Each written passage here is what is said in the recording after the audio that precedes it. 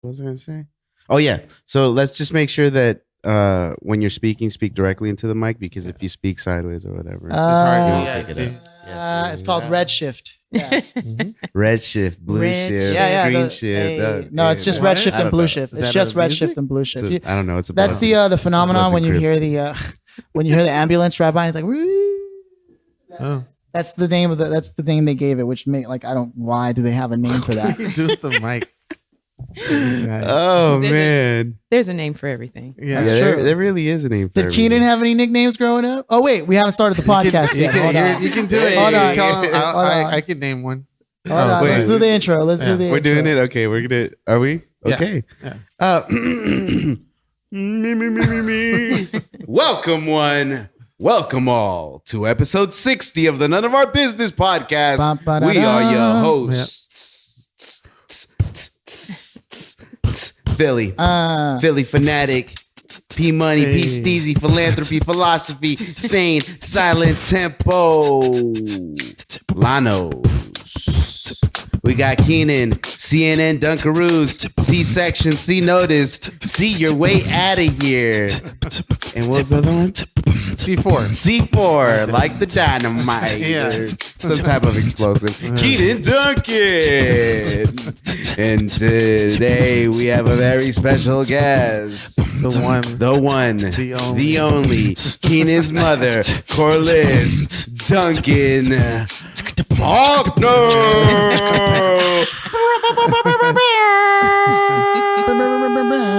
And I'm Joe.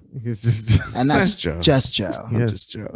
Welcome to the show. Yes. Thank you. Mm-hmm. Thank you. This is great intro. Thank you. You know, that's all them. I just watch and all. He just watches. Sometimes I'll try to chime in, but sometimes he'll just like tap on the table. Like the best one is when he goes boop boop boop during the beatbox. He scats. Yeah, I never knew you had that talent, Cianan. No, I got a lot of my talents from my mom. There it is. There it is. Kissing up already. Is that Cianan? Yep. Is that classic Cianan? Yeah. Okay, so before we did the intro, the question was, nicknames. Did Cianan have any nicknames growing up? The only one I can think of is CJ. Hey, CJ. Yeah, and he looks so worried. Cianan is so worried. And the other one that I could think of is Doodle-Bug. That's the one. Doodle-Bug. That's going to be the name of this episode. Doodle-Bug.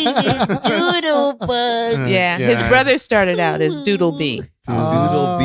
And so then Cianan came along. He became Doodle-Bug. Hey, look at history. Man, history I'm jealous. I don't have a nickname. I don't even have parents. What's your?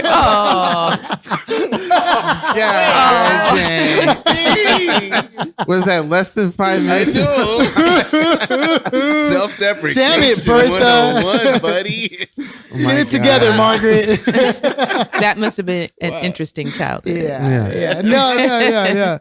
I you know what? I actually. So you used to work at the building next to uni. This is the Brown story building, Mom. that they tell. The thing with the designs on the outside of it by pavilions. It looks like a sextagon. Yeah. And it's kind of frisbee like. Yeah. Mm-hmm. Concrete or marble. Time Warner, right? Mm-hmm. Oh yeah. It was Time Warner. Yeah. Okay. Mm-hmm. Yeah. I forgot how long you were at that spot. I was there from 1985 until 2006. Jeez. Long time. Longevity. Yeah. What was the so Time Warner, like the internet company? Well, actually, it started out as a magazine called Time Magazine. Yeah. Time Magazine. And it was owned by Life Magazine. Yeah. And then they expanded. They grew. Mm-hmm. Okay. In news publishing. Were you always interested in journalism? I didn't know a clue about journalism when they hired me. Okay. They hired me to work in what was called the telex room because we didn't have computers. Okay. A telex. Yeah. Dude, tell us what a telex is. So the telex operators had a little machine that communicated via a tape and sort of pre-wire, but with like Morse code, like landline wire okay. to the headquarters in New York.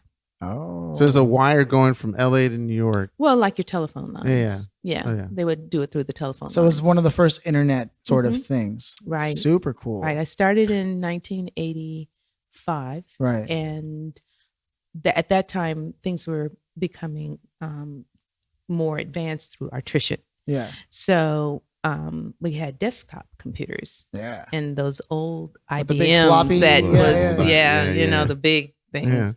And then Green there was screens. no more use for telex operators. Oh no. How did that Yeah. affect what you were doing there? Well, I was hired to be the librarian. So it shifted. Actually, yeah, things shifted when they had no more telex operators, and I was able to learn how to use the computer. I told my boss. Well, my boss went out of town, and I got on his computer and I started making the lists of our reporters on the West Coast that we need to get in touch with in case any kind of news broke. Because You took this initiative yourself? yes. And instead of waiting for somebody to tell you to do this. Oh, I was fascinated with Hey. technology. This does not run in the family. This does not. I'm It like, stops at my mom. You gotta drag Keenan to do something like, come on. No, I'm kidding. You I- saw an opportunity. And I you love took it. fun stuff. So Yeah. I come from the the Pong generation. Right. So this to me was like another interesting equipment. Yeah. And it turns out that was a really good tool for Yeah. us Maybe I inherited that, the use of computers and You did. CAD drafting and all that stuff. from games, video Makes games. sense. Yeah. That's That's right. right. Yeah. Wait. Yeah. That's that. Yes. What's your opinion on that? The running joke is that parents used to tell kids to stop playing video games because there's no career or life in that, and now there's a career and life in video games. Mhm. There certainly is Literally, a very, an entire industry. very, very lucrative. I was Yes. fortunate Video enough to have games. her. You let us buy an N64. I remember that. Mhm. We had a Super Nintendo. Yes. Most of these, I Well, think, were birthday gifts or They Christmas were gifts. they were gifts for you, but they were actually for your dad and I. 'Cause we liked didn't know that. Keenan's we face- like to play. Keenan's face right now was like, games. What? He had a double take. Yeah, this whole time I thought I was like, the special kid. You're like, nah, we wanted it for ourselves, Yeah. but we want to make sure that we had to share, parents. Yes, yes. Okay. Yes. Hey, you know what? I can relate because I do that for my son. I'll see a game that I like, and I'm like, I'm gonna buy it and introduce it to him so he can play it, and then I vicariously just live through him because that's what's ended up happening. Right. That I love video games, and I wish I could play video games all day, but I don't have the time for it anymore. Yeah. So You're what grown I've up done, now. yeah, I mean, You're a daddy now. So what I've done is that I'll buy specific games that I kind of have a liking for, and then I'll just let him play it, and I'll watch him play it, and it's just great. Just being able to see him do the things that he does now with video games from when he first started, because Right. when I started letting him play video games, he was obviously he didn't have motor controls and all that stuff, but he's just grown into a phenomenal Motor player. skills? Yeah, motor skills. Motor And you skills. still play games like Do you? The last video game I played was it was on your phone or was it on well, I play games on my phone all the yeah. time. Yeah. But She's got a whole library. actually the actual system was what is a racing game that everybody likes to play? Like Gran Turismo or Need for Speed? Gran Turismo. Grand Theft Auto. Grand Theft Auto. Yeah. I don't think that's a racing game. Wait, it Well, can be, I mean, but if yeah. you wanted Yeah, to. you walk around Grand the Theft- city, you can get into a car. Yes. Yeah. Yes. It was Grand And- Theft Auto. Ah. well, my mom's The from the first- streets. If you don't know, The yeah. first video game was John Madden's NFL. Yeah. Oh. Taking it back. Damn. Dang. He's like the first one. Keenan's like, Yeah. well, When it was still called John Madden NFL. Yeah, that's right. Yeah. oh, John Madden. Yeah. Yeah, now it's just Madden. Now it's just Madden. He owns the whole franchise. Yeah. Were you were up there in Oakland when he was coaching the Raiders, right? Yes. Yeah. Went that to why you- Raiders games. Is that why you took a liking to the game?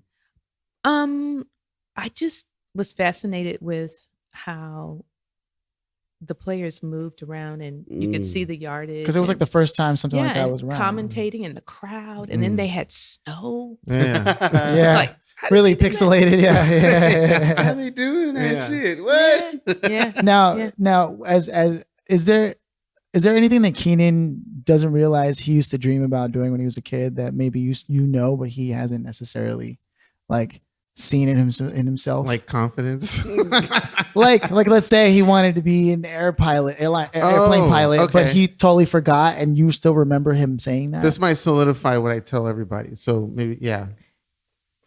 Like what did as long as I can remember, he's wanted to build roller coasters. There you There go. it Yeah, is. That's yeah. sealed and proved. As long as I can remember, Keenan's always wanted to build roller coasters. Yeah. Like that was. And these guys are like Rugrat buddies, Keenan and Joe, huh? Yeah, they go way back. Do you Yeah. remember me and Joe, what it was like, me and Joe meet? Because I'm trying to remember like how we interact and what we said. But do you remember when I told you, hey, I got a new buddy, new friend named Joe? No, not at all. I think it was very organic, the way that your relationship developed, because And we're still I keep growing. confusing him with the Joe that was on the stage that you guys were doing hip hop dancing. Joe came along at Emerson, or Yeah, it was an oh, okay, so it wasn't the elementary Keenan does school. hip hop dancing? Oh, Hey, he was well, really. let's he's talk about really that. good. He can really move. He can really. Oh yes. What? I need to see some home video of this. Don't I'm tell him sure about the there's. video. I am sure there's home Hold video. on. Look, of I've Keenan. gone out with Keenan on numerous occasions. And he didn't break it down. He And be popping in line. Keenan does Break the down a little two-step. That's where he lives. That's what he says. Nah, but he could do a little pop lock whenever he feels like it. Since this came up, I'll admit, yes, there is a video of me. Yes, We need to post that. Get this video. Do you remember the name of this? Do you remember the song it was? Because I was in the video. I know what the song was. But, but do you happen to remember? Drop it like it's hot. No. Wait, that It was no. It was two songs. The first one, it was for a talent show, and it was Yes. MC Hammer. Yes. Oh, wow. Yes. Dun, dun, dun, dun. Da-da. I have Hammer pictures. time. Such thing. Yeah, she I has have pictures. pictures. I hammer Oh. time. Did you have the hammer pants? It was Well, worse than hammer listen. pants. It was like the 80s I need full to. colored Yeah. like Stripes or the neon yeah. neon colors. it was bad. It was real bad. We need to get a hold of that video. Waist high. Yeah. Yes, It was bad. we need to get a hold of this video. We I'll have to absolutely try do. and find it. Philip has The it great somewhere. Doodle-Bug. I might Photoshop Stop. something. Hammer time. Oh god. I asked for this. Oh man, I did. That's so funny. Have it's you, like Keenan's deepest, darkest secret that he used to be in a hip hop dance group, and he used to tear shit up. Oh, they won actually. Yeah, we did. The talent show. I really need to see this video. He was good. Kid is that dude from the movie Napoleon Dynamite. Chicks to guys with 6 skills. Wow, God. Keenan, what is this? So back to Time Warner.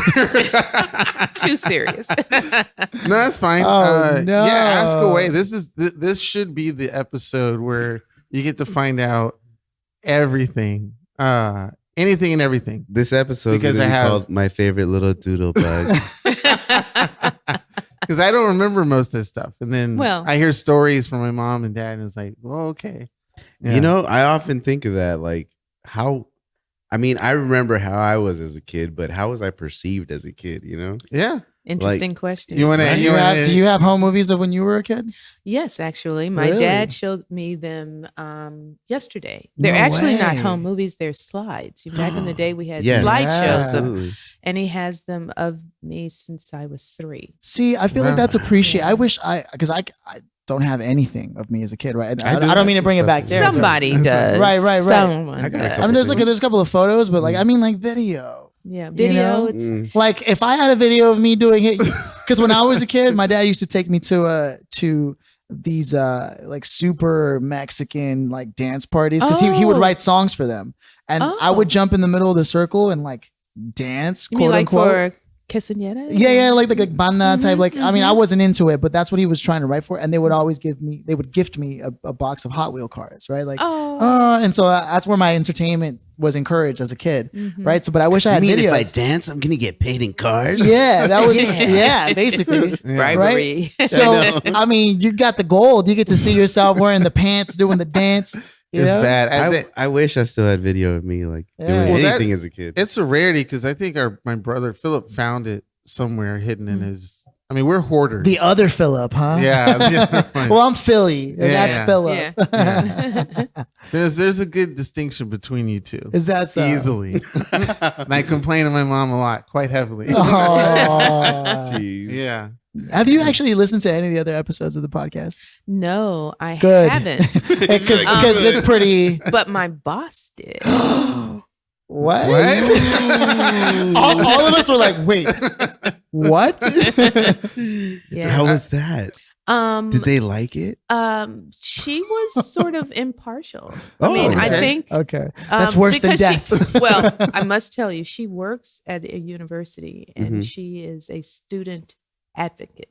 So she's into young people and what young people Really? What's do her phone and number? how Oh, I'm they- sorry. Wait, what? Married, lots of kids. She just turned 50. Okay. If you're, yeah. Well, you're never too old. You're never too young. No.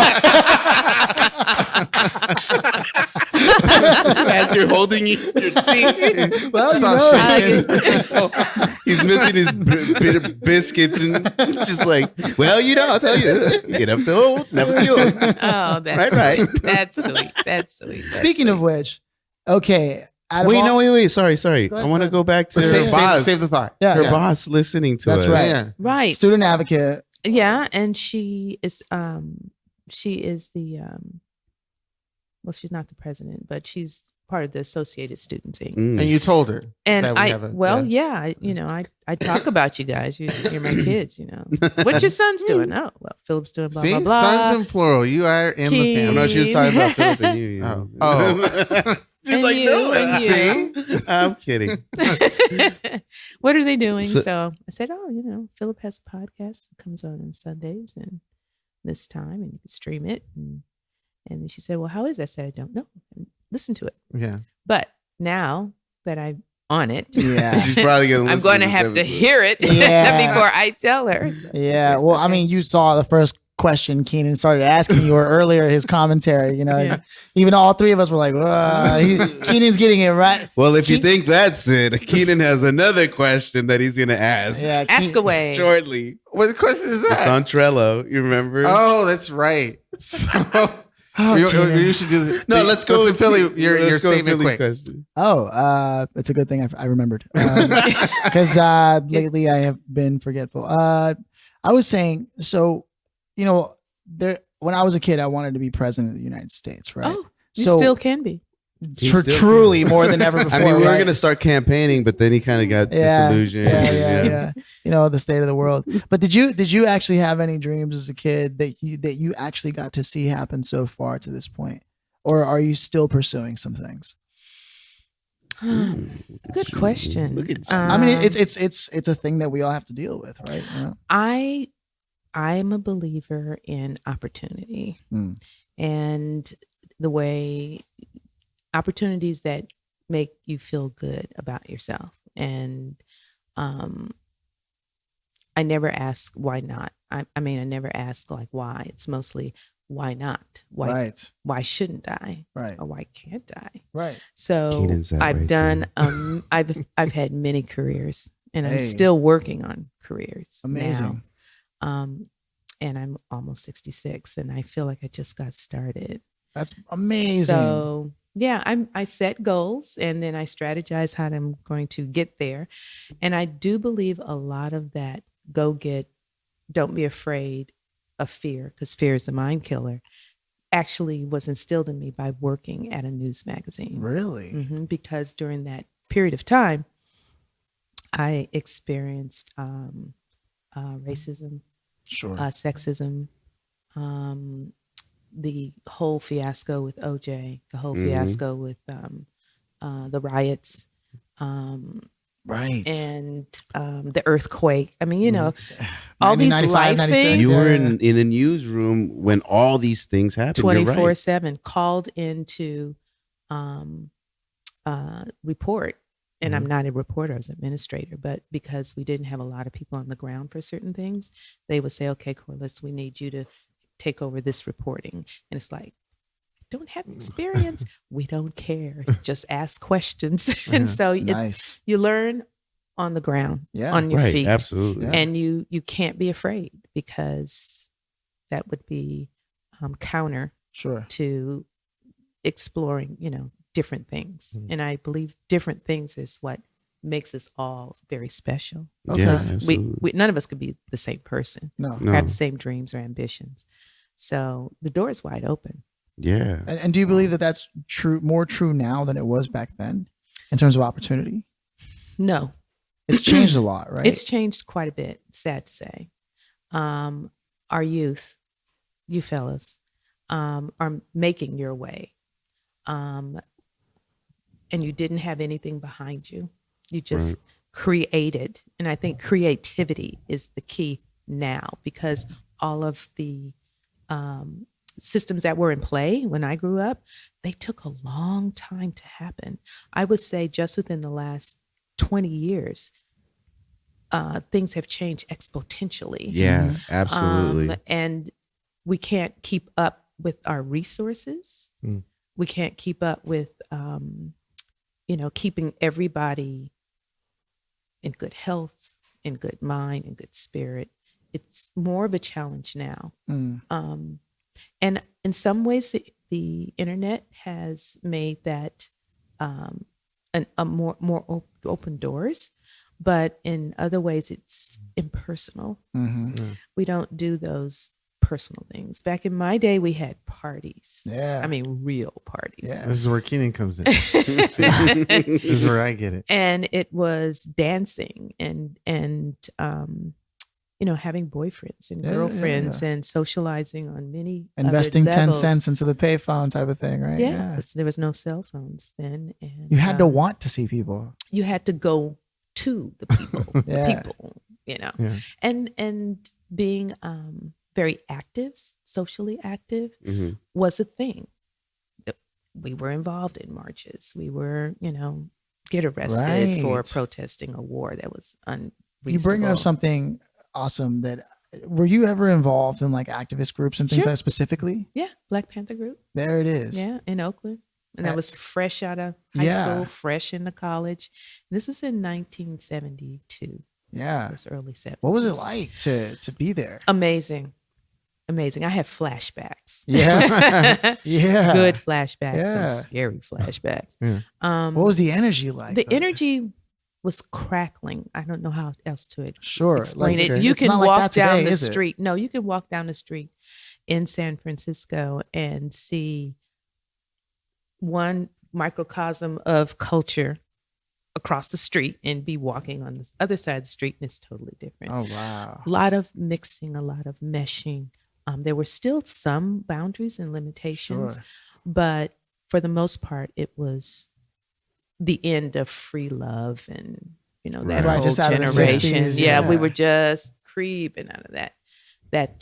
And, the war and all the politics and the assassinations and blah, blah, blah, blah. I mean, it was a lot of stuff going on. Sorry. No, you're Yeah, good. that's fine. A You're lot good. of stuff going on. I'm very Italian. And people talk about how there's not enough money today. The president is crazy, but hasn't that always been true? There was Right. never enough money. The president and all the officials are out of their mind. They may have been crazy. We just didn't know about it Right. because they weren't telling everyone. Right. They didn't have Twitter. They didn't have Yeah. Twitter and all No, those none things, of that. right? None of that. Well, there was just recently a phone conversation between Reagan and Nixon that was released that he blatantly called. Oh yeah. He blatantly called black people like apes or gorillas, something like that. And they were talking about how they were capitalizing on these on the way that on the turbulence that was happening in the inner projects. cities. Oh. And there's like a legit phone conversation that you can hear both of them laughing about it, like, oh, we're gonna get them now. Like This is Reagan in the 80s or Nixon Reagan in and the Nixon. Oh, No, this was when Nixon was president. Oh, okay. And Reagan was his vice president, right? Yeah.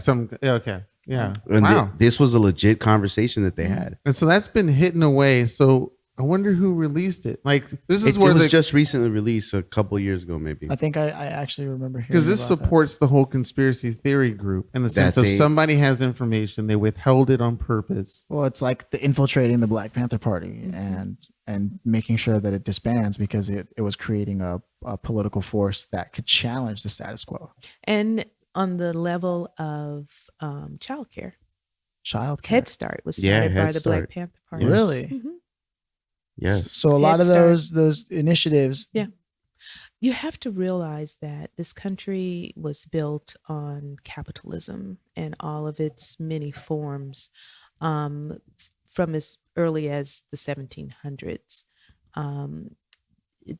It's about commerce and trade and what has value and what is tradable value and what does that actually mean and who has access to it and who has the privilege to regulate it or not regulate it. Our world is extremely complex, and it is driven by many historical things. That's why reading and learning about history is very, very important, because it is true. We could repeat everything. We could be in another war, and it could be a racial war. It could be, a galactic war. I heard or read, or I'm trying to remember if I saw something on TV about there already being bases on the moon. You figured the space program was dismantled. Or because they found something and they didn't want to start a panic because they didn't think human beings are ready for the truth. Right. So, it's when people die, important political characters like Nixon and Reagan, they can release whatever they want to release. Yeah. Because it's half the people that were involved were dead already. The consequences no longer. And so it's the future generations, the grandkids, my grandkids and their children and so on and so forth, who hopefully will have common ground with other human beings and not divide because of money, or status.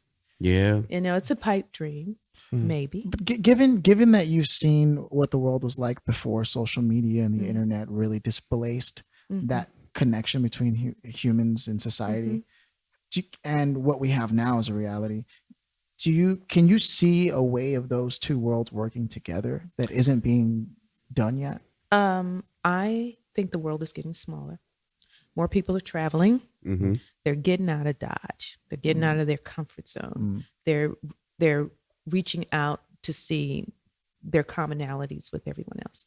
I'm a big believer in travel, and I'm a big believer in, just open-mindedness. Go somewhere. Anywhere get but out where you of started, right? Yes, and you'll be surprised how many people are out there who feel the same way. And when you put them in a relaxed setting, like ocean breezes and podcasts, they find their commonality. So I'm hoping eventually, whatever you are, is not important. It's what you do with who you are. Yeah. Commonalities, finding the common ground. Music used to be the commonality around the world. That's true. Go to the music shows and you go to concerts and you're getting your groove on, and the person next to you is getting their groove on, and they're passing the joints around. Yeah. And everybody's like, Keenan is totally beginning to make more sense to me now. That's the idea. Yeah. I was just at a concert last night. Oh yeah, you were. Group called Blackwater Reds, Latin-based group out of West Covina, heavy rock, really good stuff. But now, the Keenan dynamic likes a lot of rock. Do you like rock music? He gets that from his father. His father introduced me to rock music. That's what it is. At the time that it was really coming along. Right. Yeah. Rock is definitely not what it used to be. It used Not to be the thing that people were doing. Garage. Yeah. Yeah. And now it's just pop rock. Yeah, hip hop is taking over, like commercialized hip hop is taking over culture. It was bound to happen. Because you saw it happen in the 80s, right? Lil Nas X just won a Grammy Yeah. for that Old Town Road song with Billy Cyrus. We'll have to play it. You know this song, right? Sort of. I know Billy Cyrus, but I'm not. We have to Yeah, probably Billy play that Ray. song. I met Billy Ray Cyrus once. Yeah. I was a security guard at the Grove. Wow. And I was escorting him and Miley Cyrus to their car so nobody would bother them. Yeah. And I was walking. He's like, "Look at the way you walk, man." He was like, "What's your name?" I was like, "Philip Michael." He was like, "Philip Michael, the man with the swagger." All right. I was like, "Hey, actually, since we're on the subject, do you have any advice you could offer me? I'm trying to break. He's like, you just got to audition, man. You just have to keep auditioning. You can't get seen if you don't show up. And that, you know, good advice. I guess that's, and then he gave me a $20 tip. He's like, can you accept this? I was like, no, but I'll take it. Yeah. Did you? No, sir, but I will take it. You've met a few people through time and just, because you told me stories about the people. There was one celebrity you met. I forgot her name, but it was like in the bathroom. Oh, she like Gina Davis. Gina Davis. Yeah. Gina Wow. Davis. Gina Davis. I think that was the movie with Samuel Jackson. Oh, Or was Long it the Kiss one Goodnight. before then? Oh wait, Yeah. that's not Gina Davis. Yeah, Yeah, it is. Yeah, it was. Mhm. Yeah, Long Kiss Goodnight. Cool. Yeah. Cool beans. Gina Yeah. Davis. Oh my goodness. Cool gracious. vibes, huh? Yeah. She complimented me on my outfit. Really? And That's always a good sign. well, you know, it's the women's bathroom. Yeah. That's Right. what we do. Yeah. And I said, well, I love your work. yeah. And she was like, thank you. And I was like, but actually that wasn't the movie. It was the premiere of the James Bond movie. Oh. Oh, okay. Yeah. Can I tell the Keanu Reeves story? No. Ah, dang it. I want to hear. Keenan, why would you even bring it up? Even bring that Well, up? 'cause You knew It's she just was gonna something you say discuss no. with your mom before you do the podcast. Well, I'm using this as a peer pressure Oh, platform. that's not fair. Why would you even mention if you knew she wasn't going to want to talk about it? I didn't Keenan? know. Well, it wasn't It really was- that a big a deal. I had always had a crush on Keanu Reeves. He's so much younger. I than have a am. crush on him too. I think Oh, it's safe to say everyone has God. a crush on Keanu Reeves. Oh my God. Have you seen him in The Matrix? Well. So I was there for an award show. I think it was the Emmys. Mm. Okay. And this was in Beverly Hills. And What year was this? oh gosh. Do you remember? This was after Speed, wasn't it? Yes. Okay, so So it was it like in the might have been like 90s. huh? 97. Yeah, I think yeah, it was yeah. it was in the 90s. Just before The 97, Matrix. 98. Okay. Yeah. Had to have been, Right. yeah. And I immediately knew who he was. He was several feet in front of me as I walked in the door, and he was speaking with another lady. I don't know. I didn't recognize who she It's was. a bad start, Keanu. No, he totally did one of these numbers when I walked in the door. Really? And I was like, You're like, who? Me? You I turned was around trying and to be looked. cool. I was Yeah. trying to be cool. She was like trying to like sit He right. recognized who I was. Yeah. He saw you. He yeah. saw me, and I don't know if because I'm a Keanu Reeves fan that the vibe just went shoo. And it was like boom, and then I panicked. Sure. Who wouldn't? I mean, look at those Totally eyes. It was like listening to the Beatles for the first time, I'm how, sure. You know how he kind of Yeah. and that look, and the bar was like to my right, and I just made that sharp right turn, went to the bar. See, I love that Yeah. story. It's a great story. Keanu That's a great Reeves. story. I wish I had more guts because I would have marched up to him and go, "I love your work." I mean, you know, it was. I knew I would just be like Oh, okay. an idiot. It you know? already, you already had that whole Oh. energy. It You were was, going to fumble. I you were was. gonna- You I lost was. your I cool. was almost fainting. Yeah.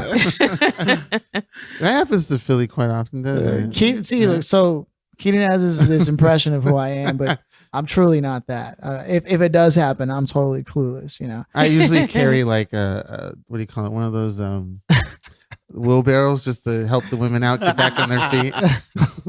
Oh, well, Philly's a good-looking guy. If That's you right. Ladies See, are solidified. listening. Yes. And Joe's a good-looking guy That's that true, he's that's true. taken. That's true. And Keenan's a really good. That's true. Nice, yeah. That's true. Look at him. Look at him. Yeah, Doodle-Bug. damn. Yeah.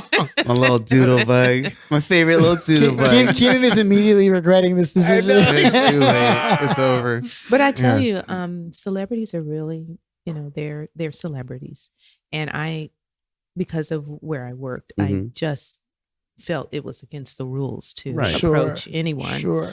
But I saw quite a few people. Jim Carrey, for one, he was really Oh, that must cool. have He been gave me a smile. cool. Jim Belushi, Oh, Yeah. he gave me a wave. And Billy Crystal came into our office Really? for an Nice. interview. He was Nice. very, very nice. Oh, cool. And I run into people all the time because, you know, you have to Yeah, go to right. these events and Mm. they're working, I'm working, you know, so everybody's working. But, you know, you run into some really nice people. Yeah, right, right. Mhm. And there was more on that floor because on the floor where she works, there was other magazines too, right? There Yeah, was People, Sports Entertainment Illustrated, Weekly. Entertainment Weekly. It was all on that floor. Wow. And so again, you were doing administrative work, but somehow also reporting. It was they were desperate. That's the only thing I think of because there was no Right. one else there. Right. I And mean, raising you two hear kids. the horror stories of like, yeah, that's also true. You hear the horror stories of like, them not having funding and this and that, and yet, making cuts or whatever, but they obviously held And on they to did you. They held well, on to you. Until it was time for me to go. What was that day like? Bitter, I'm sure. Mm. because I had Did you see it planned to coming? retire or- anyway. Oh, okay.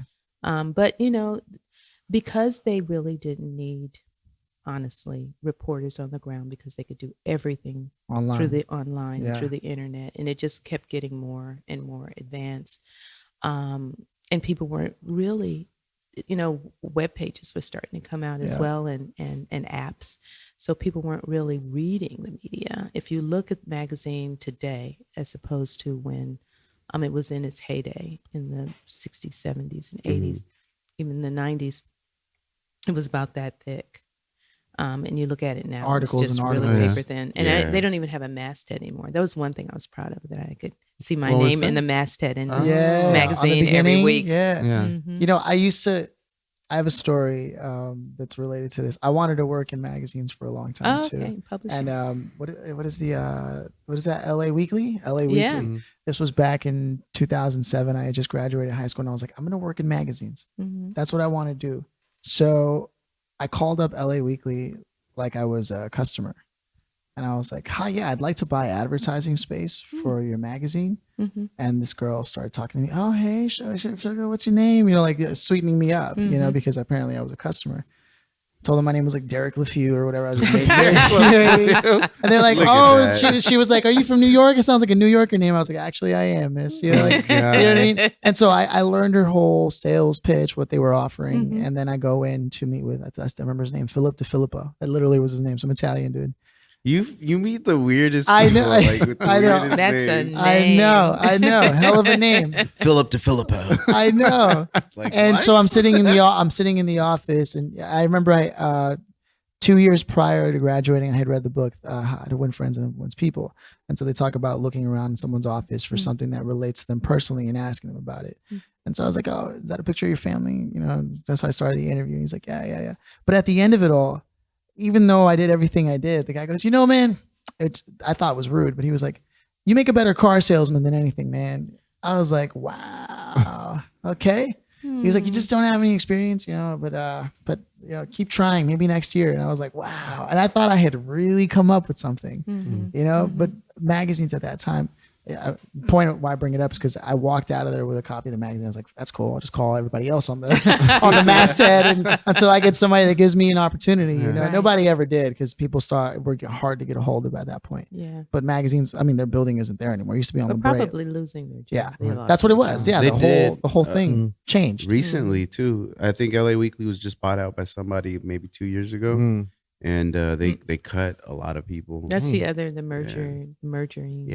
all of that mergers stuff. destroyed like, It's insane. livelihoods. Yeah. And now we have Andrew Yang championing the idea of a freedom dividend. Because the money is given per people. Dividend? Giving people $1,000 a month, all Americans, just because of the way we're losing jobs to artificial intelligence and other forms of automation. Mhm. And it's ironic because he runs on such a platform that really is going to win the people over, but he never once mentions how much he's worked with other people who have done similar things to contribute to this piece. Like he never mentions that he worked directly with Obama, and that's weird. Like you would think that would be like the spearhead of his campaign, but he's actually doing everything to avoid saying that so he can run on a platform based on real business principles. Interesting. Do you, Interesting. I'm not familiar with him. yeah, Andrew Yang. Andrew Yang. One of the contenders for presidency. Wait a minute. The only Was this the only Asian. Oh, yeah. yes. He was on Bill Maher last week or week before last. Bill Maher is amazing. Oh, People man. people need to watch him. Mm-hmm. He is off the You've chain. known him since he started his show, right? Yeah, 'Cause I've you been follow watching him. real time. Yeah, Yeah. many years. Yeah. Did you ever see that? Was it Religulous? Religulous? The documentary. Yeah, the he did? documentary. Yeah. No, I didn't. Yeah. He, That was a great documentary. yeah. That's a great one. He went Well- there and asked all people who really were the influencers of religion, Mhm. like, how can you prove that it really exists? And obviously, you're entitled to your own beliefs. Belief And system, he himself says, "Look, I have my beliefs too, but Mhm. to sit there and force it upon people and feed them this other story that Yeah. has nothing to do with spiritual values, that's Yeah, his problem." That's Bill's thing. Yeah. He his Vice program I watch occasionally. That's really Yeah. interesting. That's like snippets of the real world out there that Yeah. you know never hear about or read about in the newspaper. I mean, that's why he's Bill Maher. Mhm. He just actually did, it's on the to-do list. He did an interview with Joe Rogan. Joe Rogan. I listened to that one. That was Yeah, good too. yeah. Yeah. Was it? Yeah. It gets better once you get past the first introduction of them. All go podcasts are back like and forth. that. Then they get deeper. Except into it. ours. Ours is immediately yes. awesome. Yeah, from the get Like go. from the get go, from the jump. Jump. And it's super awesome because the major connection we have together was because of my mom and her work. I probably would have not have met Yeah. Joe if my mom didn't work in that vicinity and got me into Emerson. That's true. Yeah. That's weird when you Mm-hmm. look back at life and wonder how it could have changed things. Yeah. I mean, Was there a chance that he wasn't going? Oh yeah, go ahead. I wasn't going to get born? No. No. Oh, that's not what he No. was going to say, but we know where your mind is. I was just No going to ch- ask, was there a chance that you weren't actually going to work there at some point and maybe potentially go, you know how you're always in between jobs and trying to figure things out when you're coming up in the world. Was there another opportunity that you were considering taking, but then that one actually ended up working for you? Which job? So like when The you time- the time the time. the time building? Oh, well. Because that I could have was changed working everything. I was working at Macy's There in it San is. Leandro. I worked at up Macy's north. too. Yeah, See? I was in the fragrance Yeah, department. I was in domestics department. Hey, what's going on I here, don't man? know, man. Let me tell Just you. macied up on each other. Hey, Yeah. Yeah. Macy's was Emerson a Middle's good Did they start. pay weekly back then too? Yes, we got paid weekly. I remember I had my paycheck every week. Every Yeah. week. Oh my God. And we got gratises. Yes, So we yes. got little gifts of, Yeah. well, for me they were fragrances. And you Yes. if you sold so many of something, they would give you Yeah. that line. Yeah. And you got everything in that line. Look So at everybody that. had Oh, Christmas yeah. presents. Oh, Macy's was great. Macy's keeping their model for years. Pretty much. Yep. But what they do is they hired a lot of people. And one of the people they hired was a really sweetheart named Olivia. Okay. And after Keenan was born, Olivia said, because we were trying to figure out where we're going to stay in Oakland or what we're going to do and if there were job opportunities. So she said, they're hiring in Los Angeles She's the for one that told someone you. to be a librarian. And I thought, well, I can be a librarian. How hard is it, Dewey Decimal System anyway? Mhm. So That's one of my first jobs was a librarian. It's Uh-huh. it was. That is Yeah. that's interesting. Wow. Even your mom's looking at you like, wait a minute. Wait a sec. Hold up. Yeah. So so she recommended me, and turns out I had an interview. Did you have doubts before moving to LA? Like, Well, I don't know. see, it's the a- thing is I didn't know that much about Time Magazine or any news magazine Right. because that was not where I was headed. Wasn't what you were I wanted to doing, go yeah. to law school. Yeah. you know, Oh, do all of really? That. But I got married, so that That Right, ruins right. it. That That ruins everything, you know? So life goes downhill after that. No, And, life- When I was born. life was great. No, 'cause So Keenan gets I in the wanted way. children. Yeah, yeah. I yeah. wanted children. Yeah. That's Yeah. one of the conundrums that I think are still being faced today is the societal pressure between having to, and it's not even like what is the solution, right? Between choosing to have a family or a career for women in particular, right? Why should that be a choice? Right. There's- Why yeah, does it have to be exactly. a choice? It's truly one of those things that every now and then I sit there and I think, wow, Mhm. a guy can have a kid and it doesn't matter because he can still have a career, Mhm. but rearing a child is really one of those long-term commitments that, It is a job. yeah, It It's is an absolutely- occupation. make no mistake. Yeah. Mhm. Even if it's just the sheer mental pressure to stay aligned to your higher ideals while dealing with someone who nags at you all day long. I've read so many books, and tell me if this is true because I'm doing a lot of reading to prepare myself for this, where there's a feeling that overcomes women when everyone's asking of you all day long. The kids, your spouse comes home and they all ask of you, and like that's why sex starts to be withheld, because it's like I don't even own myself. I need personal space in order for me to finally feel okay again. Is that a hypothesis that's fair to say is true? I would say that you're 100% spot on. The trick to the balance of family and career, or family and having a business, right, or having all of that, is balance. I mean, you can't. You have to carve out your time, your day, very specifically. Very. You have to be mindful of all your pieces of your day and your time. And then at some point, you have to let all that go and just focus on moi. So most of the people, not most, but a lot of what I have learned is that Korean spas were made for women. Yeah. That should be the name of this episode. Korean spas made for women. Yeah. Because they really get in deep tissue, the whole atmosphere. It's the vibe too. The whole atmosphere. We spa. Exactly. Not giving a commercial, but I was sure 2 months ago, and it was fabulous. Really? And spa days. Having time to say, the house is burning down, but I don't care. I really need to sit here and cloud gaze for 15 minutes. Without having some crying or asking of me. Because even if the house is a mess, I've been dealing with cleaning it up every 5 minutes, right? Well, okay, so for anyone out there who's married and maybe suffering, because as all marriages face, they face a decline in like the romantic area. Looking back on it, what was one of the most simple things a guy can do that they never do, that if they just did that would help get their... Are there children involved? Yeah. Take the children Just take them. for the day. Just take them. 2 days, 3 days. Their dad did that. When after Keenan was born, he must have been maybe 6 months old. Okay. Philip was maybe a year. Yeah.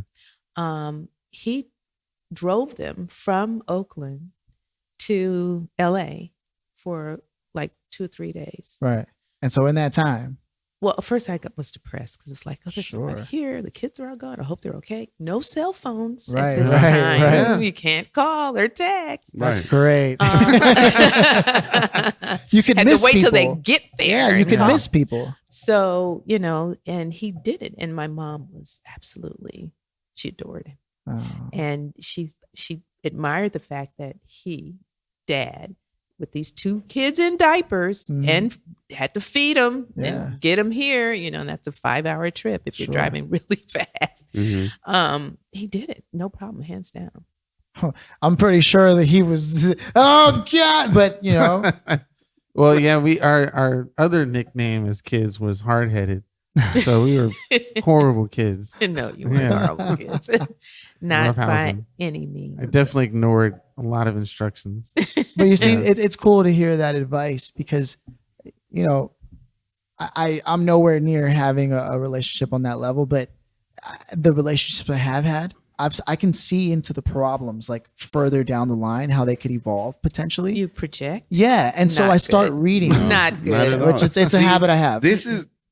No projection. No, go ahead.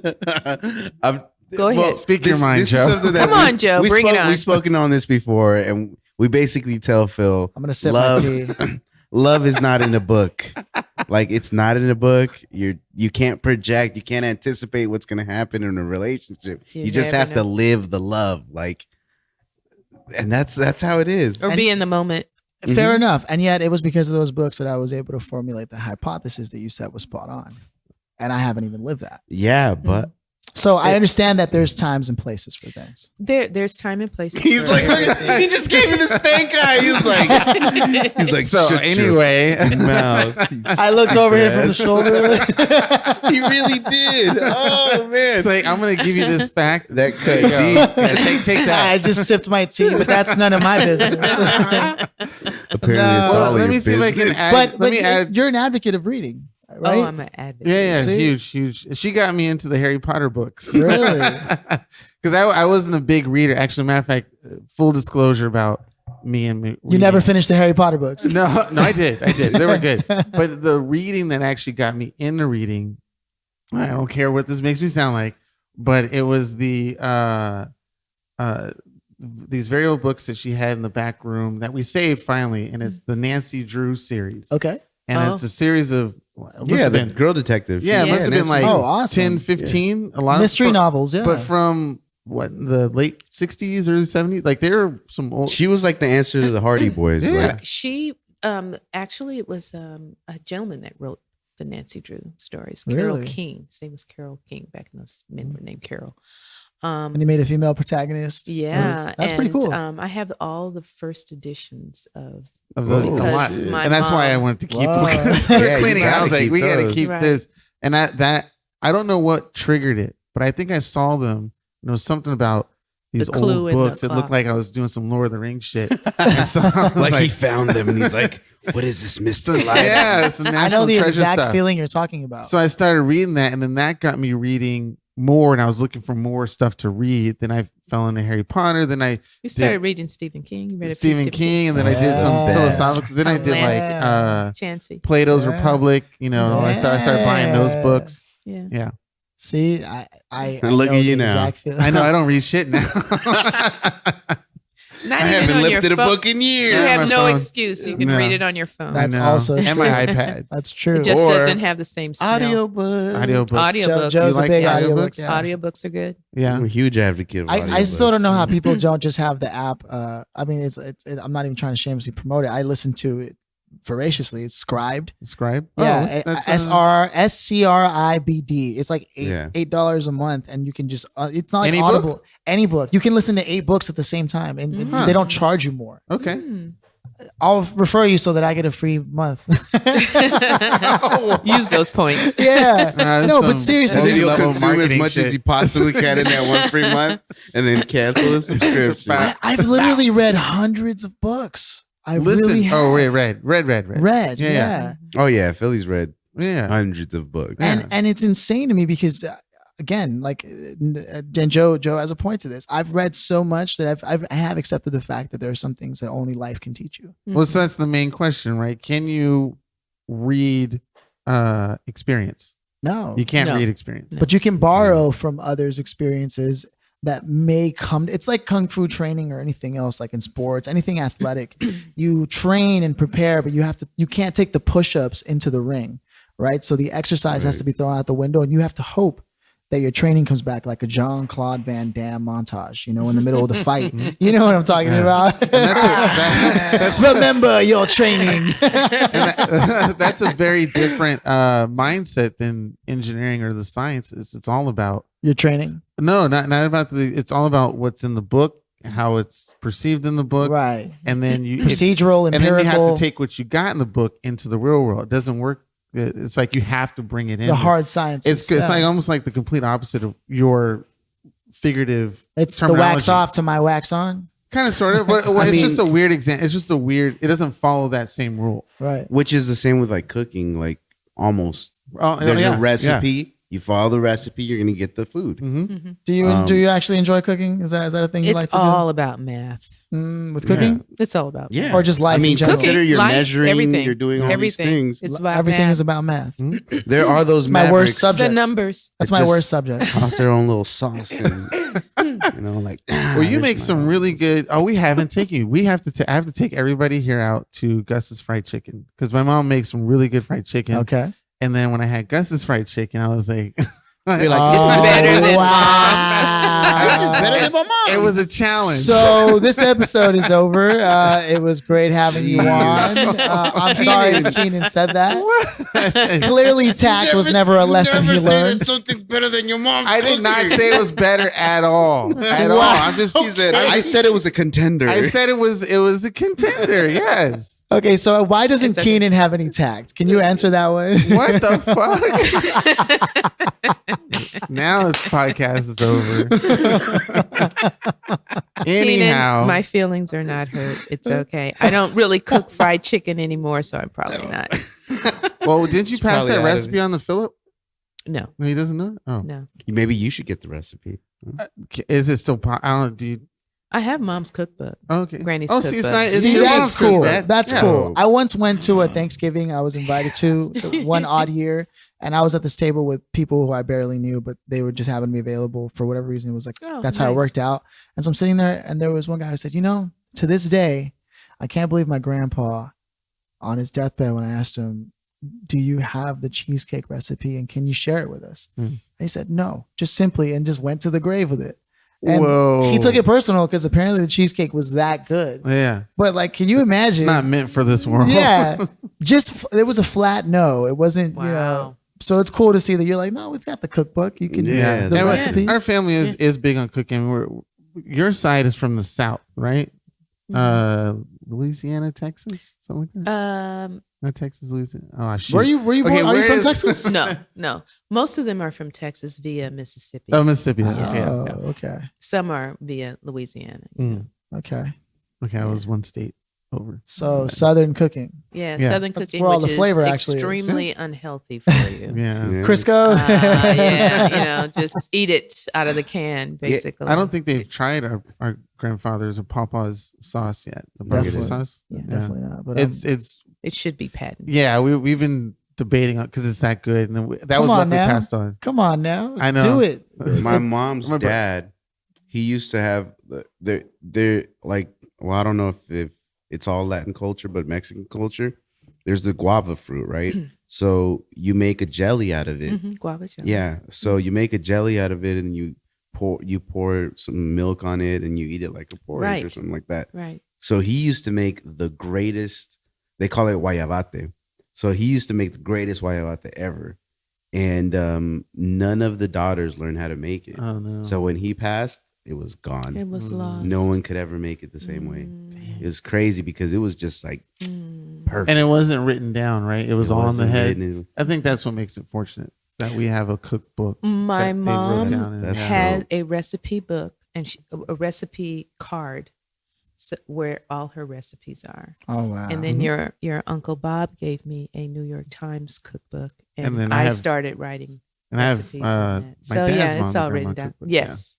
My mom is in town and she makes a pozole, a really good pozole. She said- Yeah. Ooh. We can have both So- moms on the podcast. Yeah. I don't know if my mom would no, I don't think she'd be able to do this spot. She might mom be is a cooler very- than you with think. just she is. with just one instance of the things you say Yeah. or the things that Joe says, she'd be like, okay. She would not be able to Just a handle my little old behavior. But I actually remember as a kid, I was in an elementary school, Brockton, and not too far from that area of From Uni. Uni. And I remember running into Joe and him and our other cousin Connie. They were like at my school for some Halloween thing, but he was like, "Don't tell anybody you saw me." And it's because Joe comes from a home that was very Jehovah's Witness focused, Okay. and they were not allowed to do that. But it was the Right. first time in my life I was like in trouble for celebrating Halloween. Yeah. You know, You because couldn't wrap your head around I it. couldn't wrap my Yeah. head around it. I Yeah. had no idea. I Yeah, had no idea yeah. it was that strict. Yeah. And It birthdays too. I yeah, don't know. birthdays, none of that Yeah. stuff. So we kinda had to Imagine keep it. being a 2 to 4-year-old and you know that the other children are made very special by having a birthday crown, they celebrate birthdays. Yeah. And being told that that's not I don't have to okay imagine for you. that. Joe I lived it. Yeah. I feel Yeah, my I heart. lived it. I lived it. We would because you're just a child. Yeah, Yeah. we would go to like our aunt's house and they'd have a Christmas tree and a bunch of gifts and stuff, and we'd have to leave like we would visit on the 23rd, you know, just so before. we, Before, yes. yeah. And it'd be our like, oh, that we're here to just hang out. And that's ironic. Oh, we're just here to hang out Yeah. just a couple days before the No, holiday. but my aunt, she'd be like Insistent. kind enough, like she'd wait till after Christmas and then she'd give give you you another something. gift. Yeah, Here, they this definitely- isn't Christmas. You Yeah. just give us unwrapped presents. Yeah. and Is say, that that why the running joke whenever your parents would call her, would be like, "Oh, it's not my birthday. You're just calling me to call me." Yeah, yeah. That definitely So- supports your theory about the seriousness of religion, especially on kids and stuff, and the way it's forced upon and how it affects. I mean, Oh, for sure. look at whole- Joe has for no sure. interest in it specifically because of the Yeah, way that's it was. why I'm- yeah. Yeah, That's it's why. crazy. That's why. Did you my guys have stance a strong sense of religion at home, or was it very like No, open to whatever it you wa- want? We were more spiritual. Yeah. And I, even to this day, when people say, well, do you believe in God? Yes, I do. Sure. Do you believe in Jesus Christ? I said yes, but I also believe that Jesus is my savior. It's not my religion. Mm-hmm. Okay. Mm-mm.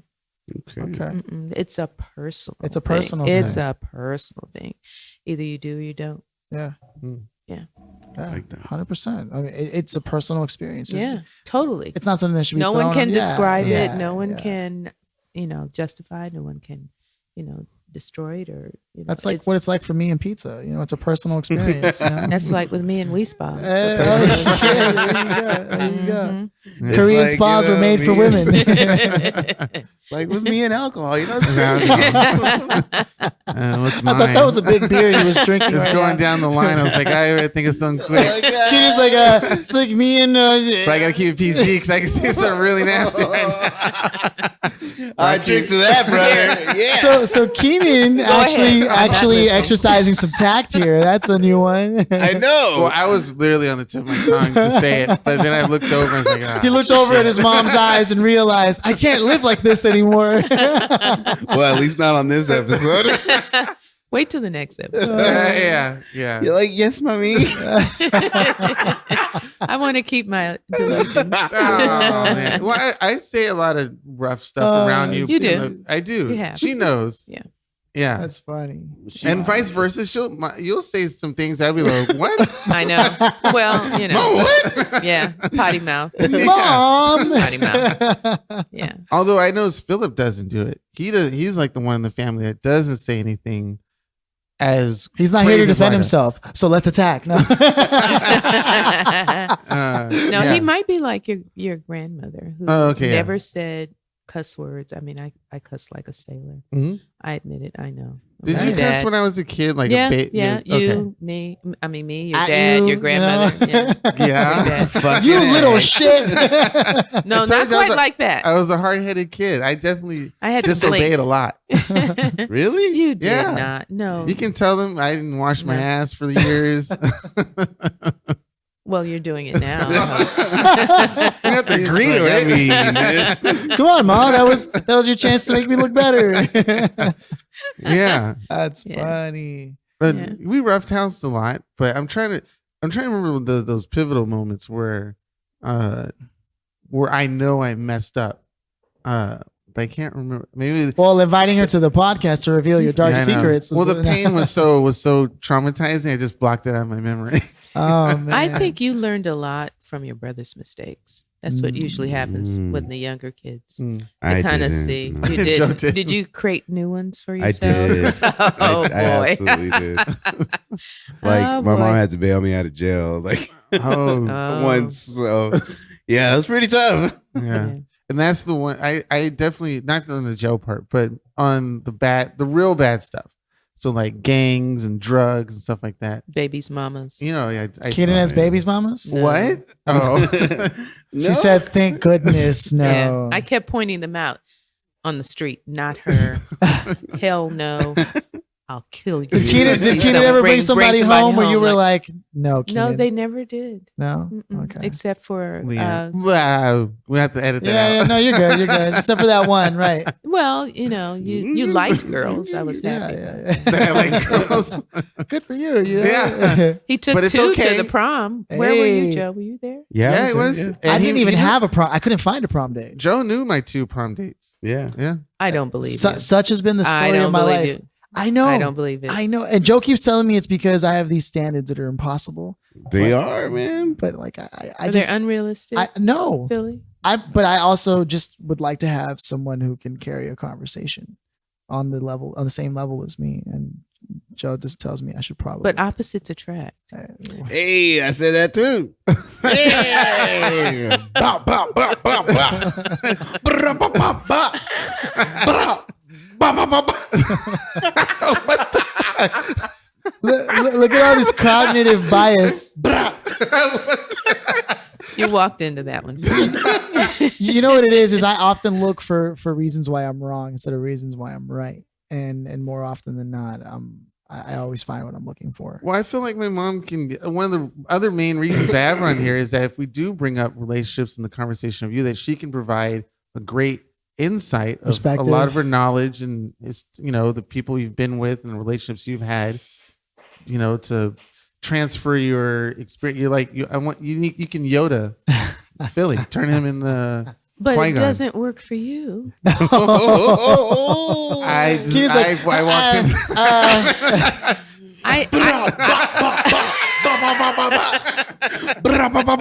No, I'm 100% sure that. And you see where my humor comes from. This is where it comes from. Yeah. No, I'm pretty convinced that part of my own challenges are that I'm in my own way. I'm pretty sure. Of it. Yeah, you're definitely setting. I've always been of the belief that I'm the one that's limiting what's possible for me more often than not. You are a. Your sign. Don't I come across that way? Wait. Let her guess. You are. Are you talking about my guess sign? But astrology? She's gonna guess it. She's gonna guess it. Leo. No, I'm the opposite of that. I'm an Aquarius. Oh. She looks sad for me. You have very large dreams. Yeah, too large. Mm-hmm. Too large. You have large dreams. He wanted to be president. Well, he has high expectations, and that's really good. Well, that also goes but, in relationships. Yeah. You're going to be disappointed.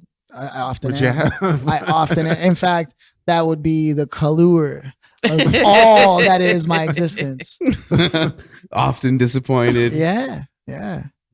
High expectations, and he wonders why he's often Well, disappointed. is it your range or because you want someone that can meet you on your level? Yeah. So your level probably is a lot higher for women your age. Yeah. So you probably Absolutely. should date I older always women. hit it off with older women. Filthy, consider that you're technically like 10 years older than you actually are. Yeah. Mentally, emotionally. Yeah. There you go. That explains a maybe- lot. So nobody under 40 for you, man. Damn. And I see nothing wrong with that. A friend of mine and I, he's now in New York, but we used to go together to Beverly Hills and scope out the bars with the older women and Wait, just where's like this bar? see if we can Still find there? some cougars. Hey, maybe you guys should hit Well, I that. know Poor Boo is technically. a Oh no, cougar we used to go bar. to this place called like Wow. Mirage or It's something. not like there that. anymore. I think it still is. Are you okay with me dating older women? She said, Hey. Whatever makes your boat float. Hey. Well, I hope they don't mind. No, I'm not going to go. Never mind. You can say this Titanic over here.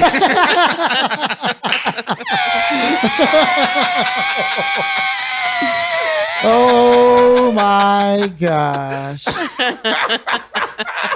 Did you see That's myself funny. stop myself? And just as I was thinking it, I realized, It just No. I could have That's picked it funny. up. That's funny. have some class, Philip. That's funny. It's just those jokes are so easy to say, especially around these guys. Well, you can thank the genetics get of you my going. parents. So Get you going. Oh, jeez. Oh, boy. yep. Yeah. That's so- Yup. That's we all just it. we all just went. Oh, he's like, can't even drink this right now. Relationships are inherently, a challenge. Just always. There's just no. The there's point no is, such it's going to thing be a as- challenge. Anything associated with perfect should be taken out of the equation because there's no Absolutely. perfect Mm. anything. Mm. I hate the word. I was a perfect Um, child. That's what mothers are supposed to tell their kids. You are This whole beautiful, time? baby. Okay. Yeah. I don't know what happened. Beautiful, baby. I don't know what happened. Ah, God. Anywho, Don't talk about her son that way. you can't talk about. It's okay. You're my Yeah. best friend. Aw. No, Yeah, you Joe and I guys are relationship- all still evolving. So Yeah. you got time. Mhm. I don't know. I'm afraid of aging. Really? When I see the elderly, let's say Japanese man crossing the street, and with his wife, Pushing and they're 95 and or they're 200. barely able to get across. Before the light changes? Yeah, You know, that- the light can be changed to make it go a little bit longer for those old yeah. I agree. Yeah. I'm always like, I'm just filled with sheer anxiety because somebody sent me a video yesterday on Instagram, a direct message, and it was of a philosopher who was a professor of philosophy. He's 97, and he was still coming to terms with his own death, the idea of his own death, and how he lost his wife maybe about 10 years prior. And this is a person who taught philosophy for years as a professor at a university, And he still didn't have the answer to how to come to terms with death. That's because it's an unknown. Nobody will know it till you actually cross. Experience it. Yeah. And there's nobody can experience it and come back. Well, some people say they have. Robin Williams and Cuba Gooding Jr. already Oh, taught God. us what it is and what dreams may come. Oh, geez. What a classic, man. That's a good movie. It's a good Absolutely love movie. that. But by It's the time- one person's Yeah. idea. Yeah, one person's idea of Yeah. Yeah. Yeah. Well, there's a couple movies that goes on that concept, right? I mean, don't know. Yeah. reincarnation, is that a thing you think is plausible? Oh, I do. I believe in the You think we've whole been here before? entirety of the universe. There's so much we don't know, so much of our brain we don't use that we don't know how to connect into it. Right. I think we used to know, but I think Right. that sort of went away with all the Lost outside Atlantean stuff. knowledge Yeah. and stuff. Anunnaki tribe and all Atlantean, that yeah, stuff. the Anunnaki. Woof. yeah. Yeah. Because you figure we're just molecules and atoms and Right. energy. Right. And so does that energy really die when this body dies, or Right. does it It just goes evolve out. into something else? It's out there. Right. Kind of like the Yeah. the cycle of water, where it turns from water To ice, to ice, to the gas. clouds, Maybe our to gas. body is our energy's prison. And once we pass, that energy is free to do. That's do what I with it. tell them all, Joe. That's what I You tell know? them all. I'm just looking to release the energy Oh, from my God. body prison. That's interesting. That's interesting. Right? I like that It's concept. very. Body prison, baby.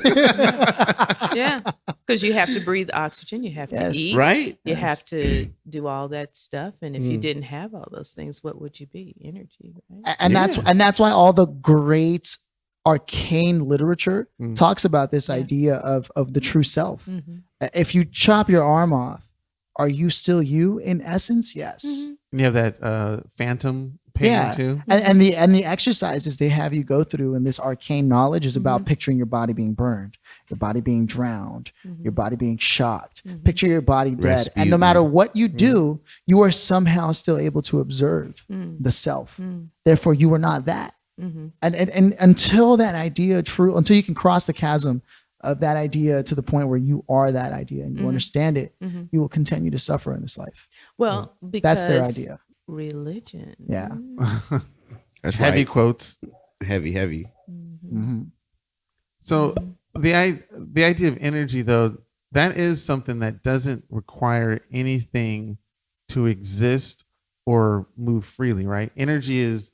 I mean, I know I'm in the sciences and engineering and all that stuff, but I'm trying to go take more. it easy. Trying to go Flaunting. less Well, I'm a scientist, but I'm going less physics and more the philosophical part of energy and its existence. Like it's something that it doesn't need, like you were saying before, it doesn't need to eat anything to survive. It's just there for eternity, right? right. Mm-hmm. I mean, yeah, it could be. I wouldn't know anymore. And we just than don't know anyone how here. to use it. We don't know how to access it or tap into Yeah. it. And I mean, who yeah, I knows? mean, it's coming, but The age of Aquarius. the age of Aquarius. There it is. Oh my God. Aquarius. You get my mom's thing. There it I is. know. Get it. Getting into it. Get it. Well, you sung a few times, right? No, back in the day? She said nope. She's Right like, cut away. that shit out right You now. know what's funny is Keenan has the same reaction to singing.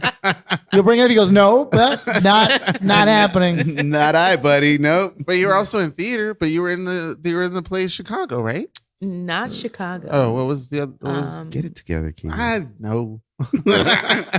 I thought it was Chicago. No, it was Cabaret. Cabaret. Oh, Cabaret. welcome and bienvenue. Yeah, I can see Welcome, how friend those two me. could be. Yeah. Stranger, stranger, cuckoo to say. I remember that. I was in that. This I is was my in bad. that. I did that. I You was did in that. that. You did that, Keenan. Yeah. I remember that. There was a joke. If you're American when you go, when you're walking to the bathroom, what are you when you're in the bathroom? European. Hey, Wait, what? Get it? That was random as fuck. That's a line from the thing. Oh, it it is? might have been From improv. Cabaret? It might have been improv. But I yeah. did take you to see Chicago, though. I remember taking you to see that at the Pantages. Was it? So It's best that we just agree and tell Keenan that that's exactly what happened. I'm questioning it, but I could have swore I did. You did. I probably should remember because I did take you, You did? and my girlfriend there. Yeah, you did. You took us both. But the theater stuff is almost pretty much embedded in the family because my dad would really like theater. Really? You were in the theater. Mhm. Yeah, it's almost like it's just bound to happen that I would be That's brought right, in because then you started doing the stagecraft stuff. stuff. Yeah. Well, actually, I started out as a cheerleader. Oh, Oh. Yeah. They just touched fingertips We for, gingerly for touched no our reason. tips. For no reason. It was like the Da What does Vinci that painting. Just us connecting. oh, I like women, Mom. Don't worry. Okay. But Joe may be an exception. No, I'm Oh, just kidding. No, he's not. When in Rome, well, as the Greeks. As the Greeks. You're never too old. You're never too young. Metal in your bathhouses. Oh, yeah. jeez. Can I scrub your backs? Speaking of Rome, that's one place. I'm just gonna segue into Rome Your mom's like, come again? because you've been there, and that she knows that that's one of my favorite places. What would be one of my favorite places to go to aside from New For the York? architecture? Architecture, Because of history. Da I'm big into Vinci? Rome. I had Roman books in the house, just historical. What's it called? Encyclopedias of Rome at the house. And I would just Okay. look at them, read them, watch and listen to audiobooks and documentaries online and stuff like that. Mhm. We would watch the show Rome together. Mhm. Rome. Mhm. Ooh, On- that's a saucy show. It is. Yes, it is. Buddy, Talk we about tell you what. sitting. It in was the San original Rosa- Game of Thrones, right? I know Yeah, exactly. that was the precursor to Yeah. Game of Thrones. Yeah. We're watching Spartacus. Yeah, Mhm. Woo, I think we saw Spartacus too. Mhm. Yeah, that's a heavy show from the get go. it is. It is. But I mean, we're cool.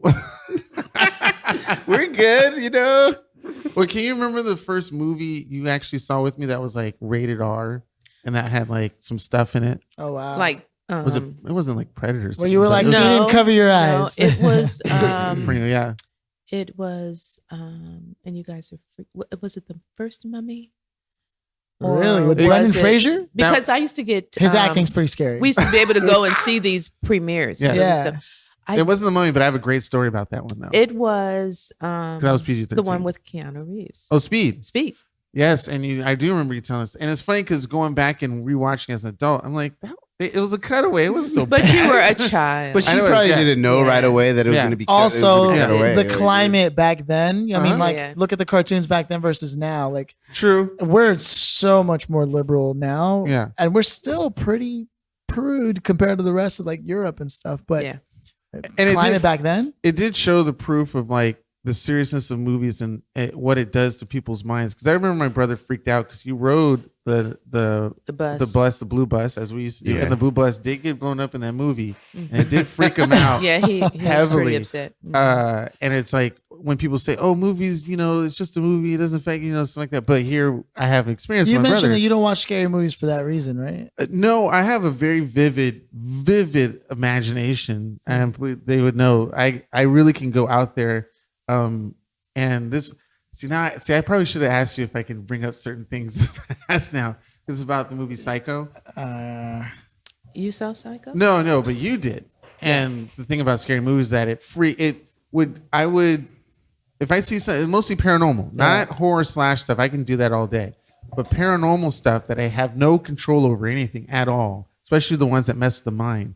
I will see the image, I would turn on lights to make sure I don't see it or make sure it doesn't go behind my back because for some reason my mind makes it real on purpose. Really? Yeah. I'm trying to say no, and I know it's not real, but for some reason my mind. That's like don't think of the pink elephant. Now you're thinking of pink elephant. Yeah. It's interesting because when you say that, because I remember your grandfather was upset with Dennis and I when we bought you you and your brother the video game GoldenEye when it just came out. Oh, yeah, he thought it was way too violent, and it was for Nintendo 64, right? Yeah, with no blood, just red paint. that was literally one. It's like one of the all top 5 or top 10 games at creative all time. Yeah, all time. I mean, I think that's pretty cool because people still get talked people about. used to gift me toy guns or like toy grenades or toy knives. Yeah. And my dad literally locked them in a safe. When they The gave toys. me a Sega Genesis, he did the same thing. In respect to weapons, even though my dad had nunchucks and butterfly knives, he was like, "You're not touching any of this." Yeah. But I'd be like, "Dad, can I It's play for with your your nunchucks?" protection. He was like, It was "Test them out." But the toy stuff, Yeah. he wouldn't. And you know what's funny is, I want to say maybe 6 months ago, I went to go visit a friend at his studio, and out of nowhere, there was a guest he had, and I guess he was trying to sell this to the guest. He pulls out like a whole rifle, like just. And immediately, Ew. I never That's wanted to creepy. hang out with him Oh, again. yeah. That's creepy. I hate guns. Yeah, Like I have a visceral dislike you get ill. for guns. Yeah, I don't think they serve any purpose. I don't like it when cops sit in a cafe and they have a big gun there. I get it. Well, what happens when someone walks in with a gun? Equally disgusted. I've been robbed at gunpoint. Like I hate guns. Yeah. And anybody who thinks they should use that to somehow have power over a situation, because it's nothing but a coward on the other end of that, And so the minute I saw that, how do you feel about guns? Like, is that a thing? Because a lot of people are like, "So my right to arms," and when I first moved into my first house, yeah, I was single. And Fair the enough. neighborhood was not the best. yeah, And I didn't want a dog. sure, And our house got broken into. And so Oh, wow, yeah. we had been living there for maybe a week. And then I decided, to purchase a gun. yeah. Did So you I get training on it? Yeah. Well, that's different. Yeah. Yeah. You would never take it out and be like, "Oh, look, I have a gun." No, right? no. That's what I'm talking No, about. Was it a big gun? Yes. How big are we talking? It was a Like, is it Magnum. Magnum? That's right, Keenan. You're Wow. just waiting. Yeah. How big was it? Yeah. Yeah. A Magnum is Dirty hair. But you got Huge, training for it. yeah. See, that's cool because then that means you're like aware. You put it where it needs to be. I could have done more, but Yeah. I just felt, being so close to I mean, that's a different. main street Yeah. where, people were, drugged up and walking up. And a woman who used to live in my house that came in the backyard wanting some lemons or whatever. 'Cause she used to Really? live there. But, you just Yeah. That's never weird. know. You never know. You never No. know. Yeah. And since I was, there by myself at night and Yeah, that's way different. I was sitting in a room where suddenly he was like, "I wanted to get the bigger rifle because it'd be sick with the scope and the, but like he's not even. I don't know if it has a clip in there. It doesn't look like yeah. he's holding it properly. There still could be one in the chamber. That's what I'm saying. Like Yeah. and they were high. In my head I was like, "Oh man." And they probably wonder Not a why I good never want to scene. hang out with them not again. a good scene. I just don't want to address it because I don't think I've ever shot a gun myself. Philip did. You've been in range. I shot play all these violent video games. I've never even shot a gun. It's a You never game. felt it on your hands? The, The weight power? of it. It's just power. Look at Phil. He's like, fucking guns. I dislike it. I dislike it. There are too many in this country. Yeah. I like No, swords. there definitely are. I'm big on swords and axes and stuff. Well, I mean, Sabers I and buy him. I mean, knives. the police are militarized at this point. Like, Oh, look, with their assault rifles? Yeah, I get it. I really do. but also you're dealing with civilians, and yeah, you're dealing with gang members, sure, which I still don't. Okay, once again, this country was based on capitalism, Right, commerce, right, business, Guns and or money. politics, and the biggest political lobbyists are The NRA, the yeah. NRA, Mhm.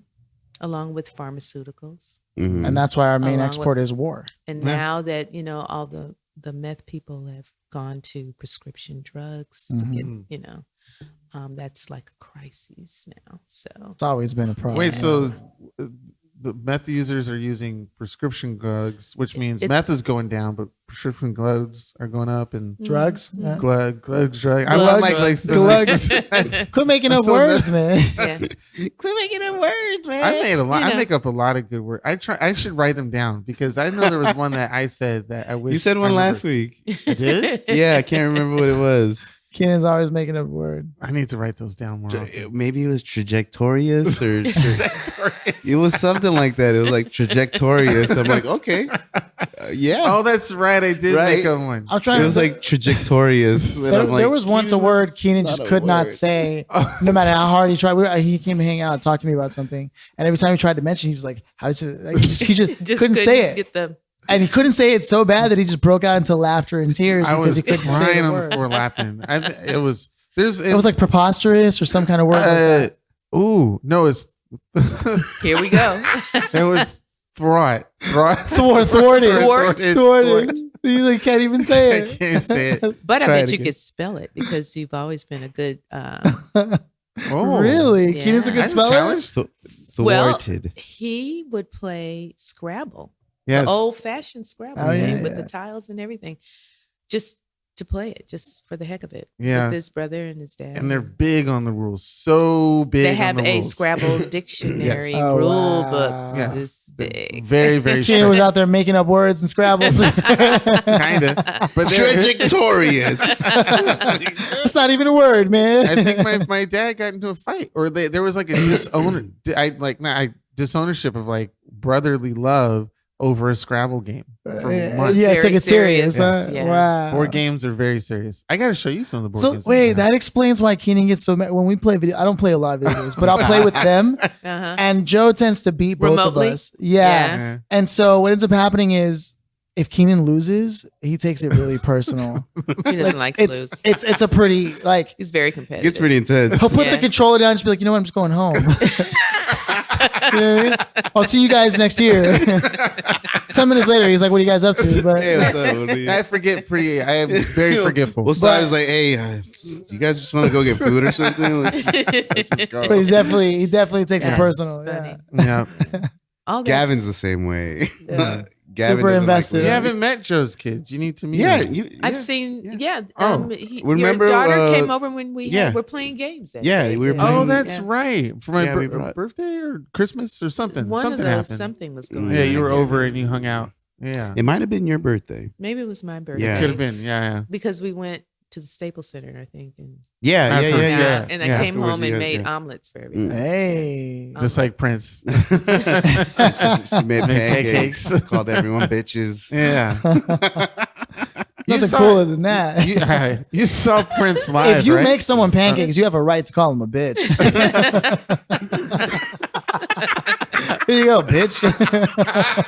It's your pancakes. Here's your pancakes. Yeah. But Hey. yeah, Gavin's the same way. Like we'll play something or he'll lose and he'll get really angry. And it's just funny because we'll play like a fighting game and he knows he's not good at fighting games. I mean, unless it's like Injustice or something like that. But like he'll lose and you'll just see his eyes well up with tears, Yeah. but he'll have a smile like, You're just smiling. and with I'll be tears like, "Are you coming down. okay, bud?" He's like, "Yes, I'm okay." Doesn't know what to do with himself. Goes to the restroom. Because we were like that as kids too, right? Those are Yeah, those I are was like that pivotal too. moments, though. Mhm. Pivotal moments. Yeah. Yeah, there's a book called The Winner Effect that sort of explores this whole thing of like the strategies that kids apply to problems that they're trying to solve. Mhm. Right. And like when I was a kid, I was one of those kids who like if I would get mad and I would get upset. And to this day, I still deal with my problems that way. But there are other kids who will realize that's not working, especially kids who were never told that they were talented, that they were smart. They actually have a higher tolerance for failure than kids who are told they're smart, than kids who are told they're bright. Because then when they're not, their ego is at stake. And so like I wasn't taught proper anger management or problem solving skills. But if you start telling someone they're bright, you know, and so The Winner Effect, it's a great book. I recommend it because it's one of those things where kids really, especially the earlier, the better, where they start to develop their strategies for how to solve problems. For example, Darwin was not the prodigy child in his family, the great scientist, the one who came to be known throughout history. It was actually his brother. The brother was a prodigy. He was the brilliant mind, except we don't know his brother. Right. In fact, Darwin was always on the beach looking at little shells, trying to get the crabs out and just fascinated by these things. And his dad was like, what am I going to do with this damn kid? He's useless. So his dad decided he was going to throw him into the church. He contacted the pastor and was trying to get him to go into the church so that he would just be taken care of because that's it. He doesn't have to worry about things. When Darwin found that out, he was like, oh no, I don't want to serve my life like that. So he heard about this trip that was going to Brazil, and they needed somebody who had familiarity with crustacean life and other things because they want to know what to bring back from Brazil as imports and exports. He signed up for it, and his dad found out and disowned him. And the rest is history. But the rest is history because from there he developed the theory of evolution. Yeah. Right. He developed a passion. I was hoping to quickly talk about something. It's not so related to Darwinism, but it is part of some type of religion, ideology, new religion. Yeah. And that's Star Wars. Hey. And Joe is really big into Star Wars, but I was hoping you can tell the story since my mom was there to see the original Star Wars. Oh, the world premiere? Yeah. I was wondering if you can give Joe some of that energy and livelihood of what it was like. Epic. It was, we had to stand in line for tickets. And then we had to, because there was so many people. Oh, wow. Just word of mouth. They hardly advertised Star Wars at all. We spent the night on the sidewalk in cold San Francisco. Oh, wow. Waiting for the theater to open so we can get tickets to the first show. We got tickets to the second show, but it's okay. It was that sold out? It was one of those kinds of things that will always be burnt in your memory. We were able to get in. It was like a party. People would leave out a line. People would save their spaces. They go get food or mostly alcohol. And all this stuff. And the line the force was strong. The line wrapped around the block. So we got our seats. They didn't have assigned seats then. So first come, first serve. And I remember the screen being oversized, and I thought, why is the screen is really big? We consider there were speakers, surround. It was everywhere. The original surround sound. Yeah. And it opened up with the scene of the stars. It was quiet, and then the stars started moving, and then the words started coming up, and then it was quiet, and then you saw the death hands, panning in over. It looked like it was literally going over your head. They had really advanced special effects then, and we hadn't realized it until the movie was over, because that was the first time I ever experienced. Well, the whole audience was so engaged that at the end, when the star blew up, the Death Star blew up, everyone stood up and cheered for like 10 minutes, screaming. We had to go back and see it another 5-6 times. Yes. Right? I mean, you're in the line, you're waiting. It's the part, hey, saw you last week.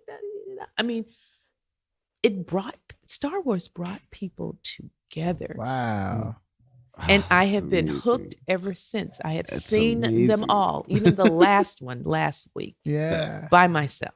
Oh, you did go see it by yourself? Yes, I did. And I want to see it again. Yeah, hey, we're up for it. I want to see it again. We're absolutely up for it. I would love to go watch it with you. The boys had only saw Star Wars on TV, so they never got that theater experience until Ontario Mills Mall opened up that huge theater, and we said, we're taking them.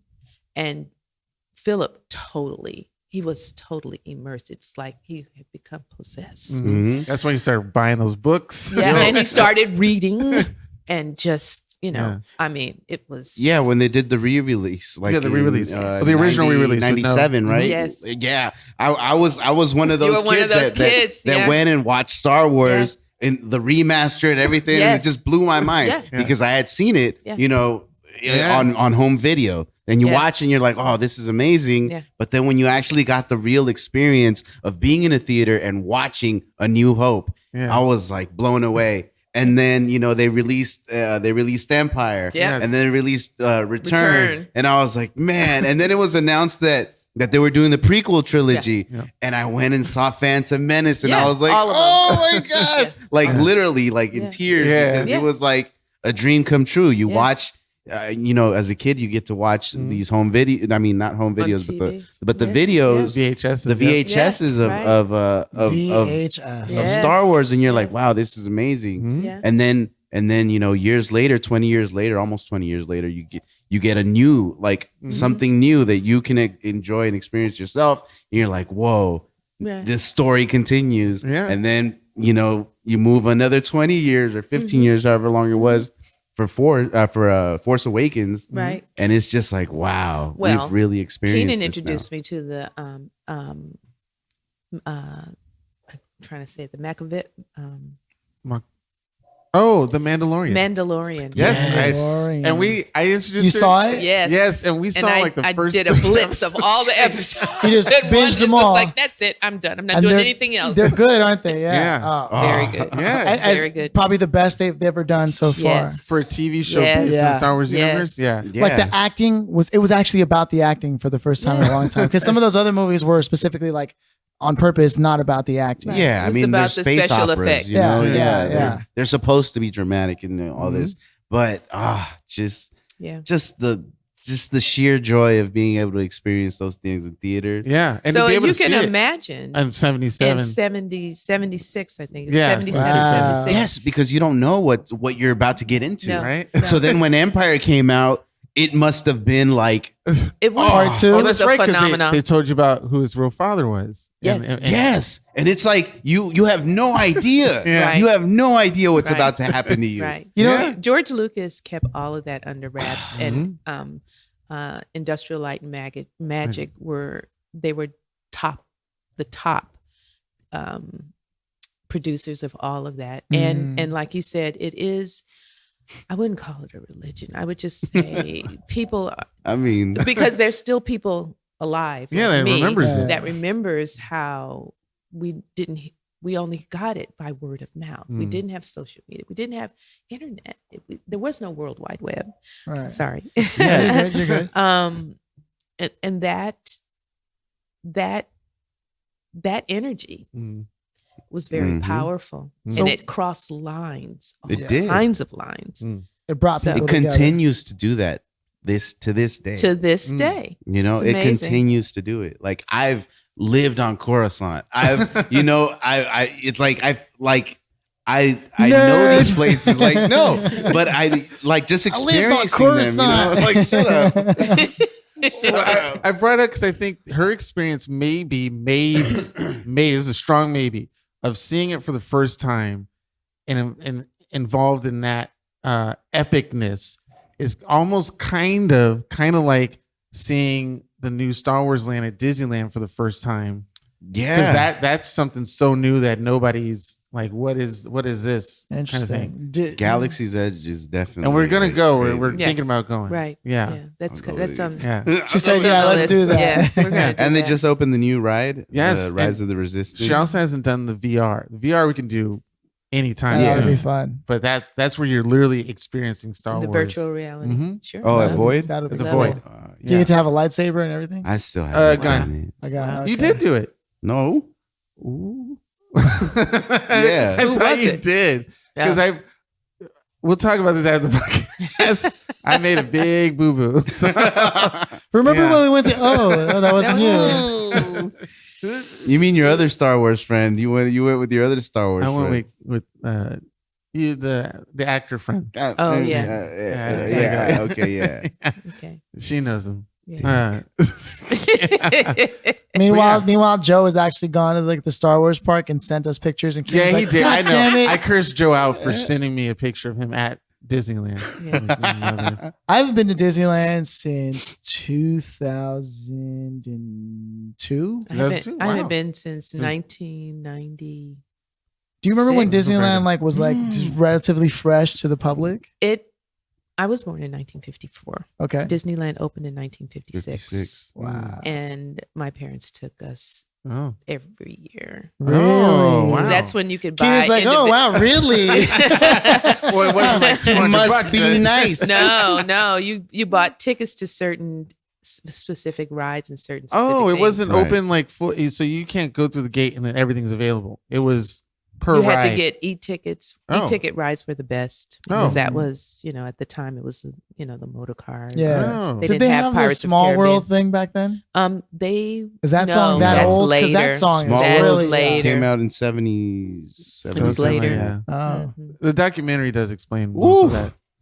Have you seen the story of Disney. Imagineering I haven't, or yes. Imagineering story? Oh, mwah. A work of art. Yeah. An absolute work of art. Good stuff. There's so much heart in that docu-series. I And- cried for sure. I cried multiple times throughout that series. What would you say is one thing that our generation in particular tends to undervalue that is still around for us today, but we just don't make any Your use of it? self-worth. Self-worth.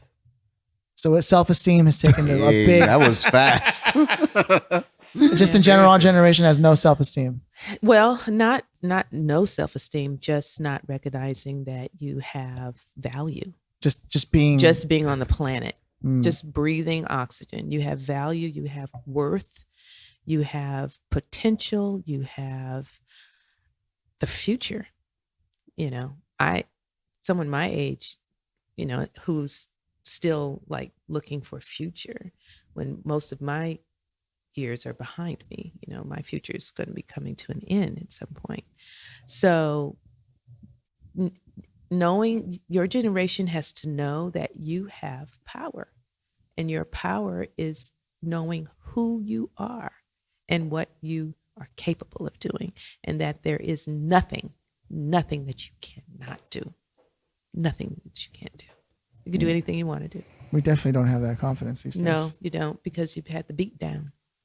You're paying for school loans that you'll probably never ever It's absolutely atrocious. take care of. You are looking for a job, and some of you are being creative and looking outside the frame of a job to find your way to support yourselves and your Right. families. The world's a different And place. it's isn't it? not this world does not support you.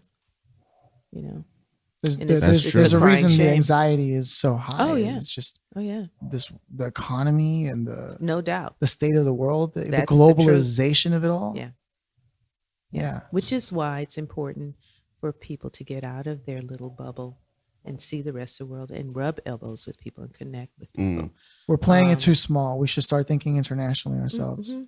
Global, Yes. then universal. Hey. We should all have the Mamba mentality. Oh man. Mamba? What's the Mamba mentality? That was Kobe Bryant's mentality. The Oh. Black Mamba mentality. Black Mamba. Mhm. Ah. Yes. Yeah, that was a hell of a shocker. Yes, it Yes. was. May Yes. rest in peace. And Yes. I may again, not be a sports hero. I mean, a sports fanatic, but I do remember I was in New York at this place called Taqueria, the only place in New York that serves tacos that actually taste like LA food. And because they don't know what a taco No, is they out don't. there. No, New York is no. not. You go past Arizona, you're done. Yeah. And but I remember sitting down, and it's a bar made by a guy from LA. So his name is Phil. But my buddy took me Phil. there, and everybody, it was like Kobe's last game, and it was like, Oh yeah. what he kept making the shots. I mean, he killed that game. It was like 80 shots, right, Yeah. or whatever. Well, it was an 81 point game. 81 point Point game. game. Yeah, Oh, wow. yeah, I remember something like that. Or And- maybe that was a 61 point game. I remember the 8 Okay. specifically. Well, because that was his number. There was He's like, there was something about points it. related. Anyways, there were a lot of points. people lost their mind Yeah. because he wasn't giving up, and he kept throwing more, even though the time was already cut short. The game was about to end. And I just remember seeing that. And then my own client, actually, he asked me today to cut out the ads from a previous recording because he has a podcast himself. He's a professional, like top notch podcaster. And he was like, you think you could cut the ads out for me? And instead of putting one that's going to pay me this Tuesday, I want to just pay respects to someone I had a conversation with. That Kobe Bryant was the kind of guy, when he was a kid, he knew he was different when he saw that kids were scared of things, and a kid threw a rock at him and he didn't dodge, he didn't move. He just remembers watching the rock pass him, and he realized that he didn't have the fear that a lot of people had, and it was that he rode on all the way to victory to his last days. Fear was not for him. He was not willing to have fear or embrace it, and I mean, it speaks to what he was able to accomplish. Fear is the mind killer. Fear is a mind killer. And that's the fear of failure, the fear of success, the fear of fear. You know, it doesn't bode well. It doesn't serve well. Overcoming, you know, some people are afraid to walk out of their houses. Yeah, that's true. And see the world, you know, so. I guess that's why I ain't never scared. Oh my God. I ain't never scared. This guy. I ain't never scared. Joe's the lion from The Wizard of Oz. Yeah, man. It was crazy to hear that news this morning. I didn't believe it because I couldn't. Well, TMZ broke the story. Why would anybody believe it? You know? Well, yeah. And once you go online, you see a bunch of all that stuff. I was like, that happened really quick. So it's almost like, did it happen prior and then they just released it? Or because some celebrities do that at 10. Yeah. I think there's damage control. Yeah, exactly. Yeah. Because the family, they have to know first. Yeah, absolutely. And since it was both him and his daughter, the other 9 people. There was other. There's 9 other people in there. There was a bunch of parents and their kids. 9 people total. Yeah. 9 people I think Kobe was taking them to the game because they were playing their own game. Oh, okay. He coaches at his academy, and he was taking a couple of parents and students and his daughter. How tragic is that? To this practice. Yeah. And I thought today was a little gloomy this morning. Oh, the clouds, and it was all gray. Yeah. You were saying like there was an energy. There was no visibility. It was very, very weird when I left home to come to the pod. Like it was just a weird energy out. It was very quiet. It's been a weird day. It's kind of like that at the house too. People were very polite in letting you drive, because coming over here from Compton was like, that's a drive. At least 45 minutes to an hour. And they had closed the Pasadena way off of the 710. So everyone had to go either the 5 or they had to get off. So they just gave you space and let you in. Weird. And I mean, you kind of felt, I felt heavy. Like, oh, really? Yeah. Damn it. Yeah. Why? It's interesting because a lot of other celebrities have passed and, people have shared it. But there was something about the way this happened that definitely, again, I'm not a sports fan, but it caused me to reflect. I mean, I called like 4 people or sent messages letting people know I love them because really, you don't know. Never know. You just don't know. Don't know. You just don't know. That's why you have to live every moment like it's your last. And put everything in it. You gotta take that advice to heart. Even when you go to sleep, it's like, I'm gonna sleep. Sleep my ass off. Which I keep telling you need to do because you don't do it. Here's something crazy that happened last night. LeBron James passed Kobe Bryant. I heard about that on most points in NBA history, right? Yeah. So Kobe moved down to 4. And LeBron moved up to 3. Okay. And Kobe Bryant, he basically got on his Twitter and said, keep doing what you're doing, keep pushing the game forward, be amazing, continue what you're doing. Yeah, he was a big bro. Supportive. Yeah. Incredibly supportive. People were gonna be like, but he's no Kobe, he's no MJ or whatever. But Kobe was like fully supportive of him, and LeBron James on his sneaker, he put Mamba oh, that what you said. Forever. Okay, yeah. Okay. So the Mamba mentality forever, and it's just surreal that this huge event happened last night, and then the following morning he passes. It's like, wow. wow. Because we had a moment like this on the podcast before when Nipsey Hussle. When Nipsey passed away, we wow. And I had no idea that was down the street from our house. Yeah. I go to that Vaughn's across the street. Most of the time. It's just surreal. I was like, wow, and we have to do a pod and we have to be funny and we have to like really enjoy ourselves. But you know, it's so weird, man, because I was a Lakers fan for many years, and I transitioned. I didn't like some of the things the front office was doing, so I was like, you know what, I'm gonna root for someone else. So I became a Clippers fan, but it never once did I say, oh, fuck Kobe, or I don't like Kobe or anything, because he's been a great player. He's been an amazing player. And some people have said that. It's the same type of respect that I hold for LeBron James. I might not like him, but he is one of the greatest players who's ever played the game. And so we basically lost, an LA icon, an LA legend. Yeah, for sure. Yes. I think that's why the energy is so weird. And sure, a lot of fans and across the nation, across the world are saddened, but LA, Kobe Bryant, everyone is sad, was an LA son. He was an LA son. There was blood, sweat, and tears that he gave to the team, to the city, the community too. The community. He did a lot of his daughter, who also passed away, she was starting to become a name. She was making a name for herself in women's basketball as well. And so he noticed that, and he started saying, okay, well, if my daughter also wants to do this, then I'm going to do something for that, for that community as well. So it's just tragic that he loses, they lost each other, the family lost them, and just, you lost someone who was about to make a difference. And we lost someone who was going to be a potential superstar like her father was, and it's so weird that LA has to experience this right now. It's weird. Yeah. We've got that. We've got the Wuhan coronavirus has finally hit LA. The Wuhan what's it's that? here. Yeah, there's about 3 cases that have been confirmed in Los Angeles. It's nasty. Wait, what do we have to do to prepare for something like that? Because that sounds Boost like an epidemic. System. Boost your really? immune system. They're one step away from claiming it as a global emergency. It might Are you be serious? a pandemic. Yeah. Really? Yeah.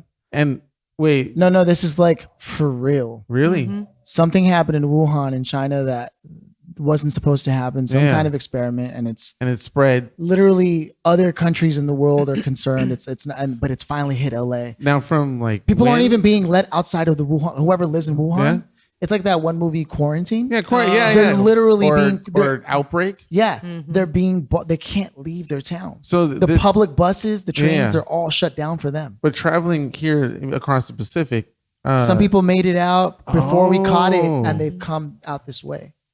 Is this something that like really need to be concerned about? I don't want to fearmonger, but it's definitely a thing you should be thinking of when going out there. And it's a flu thing, you said, or it's some kind of virus that causes a pneumonia type of illness that can lead to straight death. It's pretty serious. Well, so I will. The Center for Disease Control said 5 Americans have been confirmed with the virus. Yep. Confirm with it, or they die from the virus? No, this thing could have it spread now, like ridiculously. Yeah. Like it's kind of like I don't know if you know the history, but it's like the Spanish flu. Like, like or the Black Plague. Yeah. It's we've reached another one. In the 20s. Well, but they've been the CDC has been saying this kind of thing could happen for years now. And of course, as usual, nothing is being done about it until all of a sudden.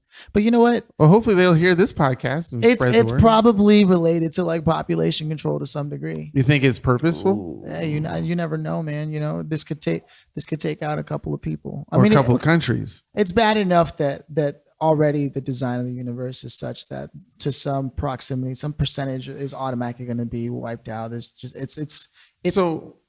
What would you? Let's say it's like legit real. I'm not a disease control. Like I have zero plans. But you wouldn't personally like. I would say use the force. No, just No, because you can't even say to eat your veggies and take vitamin C. It doesn't have anything to do with that. Really? This is gonna what you're gonna do when they come for you. Straight up. Some people have like epidemics are airborne. Yeah. That's what I thought when you were talking about. I was like, oh fuck, is this like legit airborne, like across the Pacific, by bodies of water or was it just a person on a We just have to keep watching. That's all we can do right now. There's someone did a docu-series, like a mockumentary. It wasn't a mockumentary, but it was a what if. I can't remember who it was. On an epidemic? It was Learning Channel or was it? Or maybe it was National Geographic.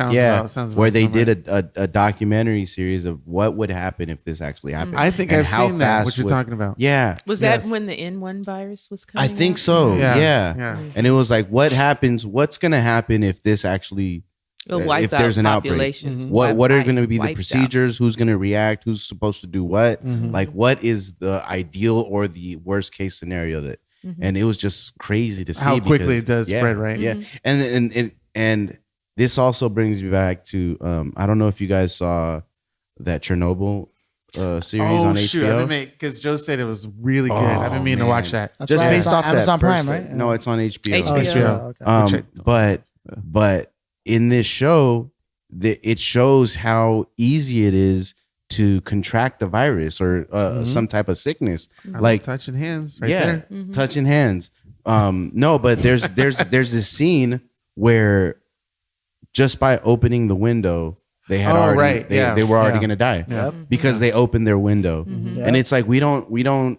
It's not something that's in the back of our minds. It's like we're not thinking about it. I'm going to open this door right here and then I'm going to die. Like we don't think about the exponential numbers. No, definitely not. That double and then that doubles and then that doubles. Exactly. I could shake your hand, or a guy picked up one of the firefighters saw a rock on the floor and he was like, that's a weird rock. He picked it up and that's he's it. dead. Boom. He's dead.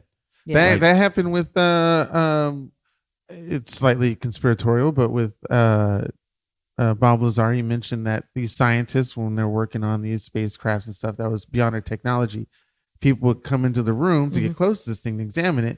They just plop on the floor and die. Yeah. Nobody knew what was going on. They just thought something else. They had no idea that it was like a crazy amount of radiation that they need to be like miles away from.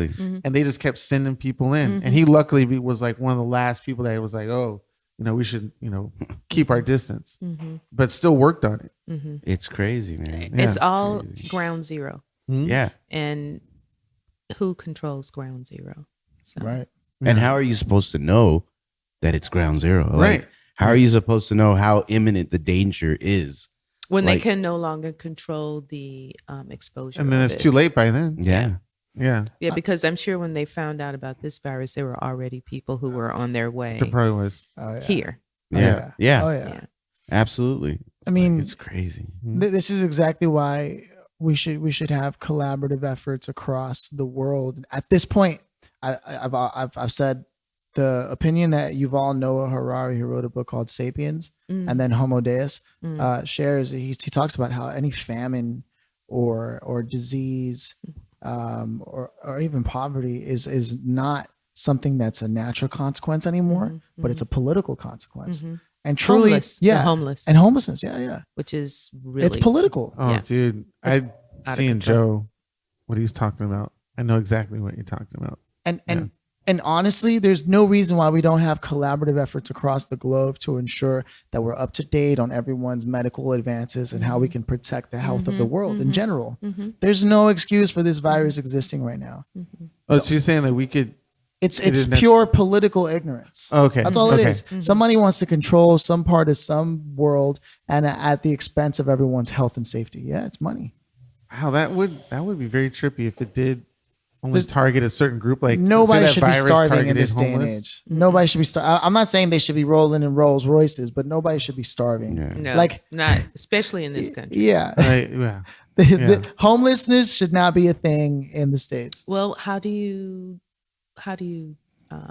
wrap your head around that when only 1% of the people own all the money? Well, I mean that's one country. Therein lies the problem, and it's not that they didn't pay their dues and contribute enormous value to society.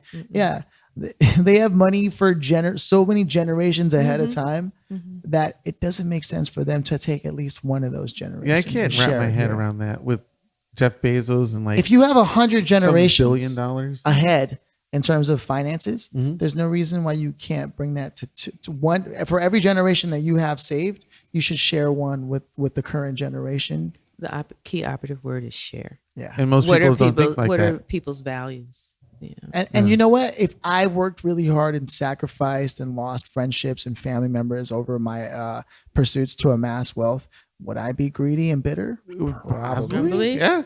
Who knows? But maybe those people that are billionaires now could have been one of us. You would be human. Oh, God. I would be. I'm reading this book called The Power Broker. This guy named Robert Caro wrote about the guy or the man who's responsible for the shape of the public works of all America, but in particular New York himself. He grew New York into what it is. Originally, New York was really just the Bronx. And Robert Moses, for all the wealth that he generated, his brother lived in complete abject poverty. Like, and he kept those records closed. He didn't want anybody to even know he had a brother. But that man also built some of the greatest engineering works, public works that the world had ever seen. But that's because he also had no problems displacing hundreds of thousands of people to build that part. Like Central Park or all those. Yeah. And Epcot Center was supposed to be that too. From the documentary, you would see and notice that it was meant to be one of those centers where it improved with technology and environment together. Yeah. I mean, for growing masses. Yeah. It's, in retrospect, it's what makes New York such an amazing powerhouse today. But at the same time, what did it cost? It's like out here, right? When people were the gold rush, right? And they totally burned down a whole area of San Francisco to force all the Chinese immigrants to move, who helped build the railroads and all that shit. Immediately after, they burned down their entire neighborhood to force them out. And then they rebuilt it specifically only for white people. Yeah. Damn. But that's the thing. It's a constant pattern. I'm not. It's a constant pattern in history, right? Yeah. Oh yeah. You make this drastic genocidal. It goes back. Sorry. It's very old. Yeah. Because I mean, with I'm halfway, right? Oh yeah, that's we right. found out that he took the 23andMe. I'm 60% European. Yeah. But you would never know. I'm over here, Antonio Banderas and shit. But you've seen crazy shit that white people have done back in the 70s, right? 70s and 80s. It's universal. I mean, and there is no time frame. Oh yeah, they've been fucking things up for since biblical times. It's the human condition because we're basically tribal. And we associate with people who are like us. But I'm wondering how that came to be, though, with the Europeans being able to this dominant control and other. I'll tell you in one word. Okay. Technology. And I'm not talking about computers and microchips and wireless net. I'm talking about gunpowder. Wasn't that and Asia, which they stole from? Yes. Oh, so they stole. Okay. Yeah. Yes. It's all involved with trade and commerce. And what do you have that we could probably use, and I could trade you for this, for that, and technology. Yeah, being able to weaponize technology, and that gave them the power and the control. And this, we're talking BC, I don't know. before, long BC, long time ago. I mean, it's been going on for millennia.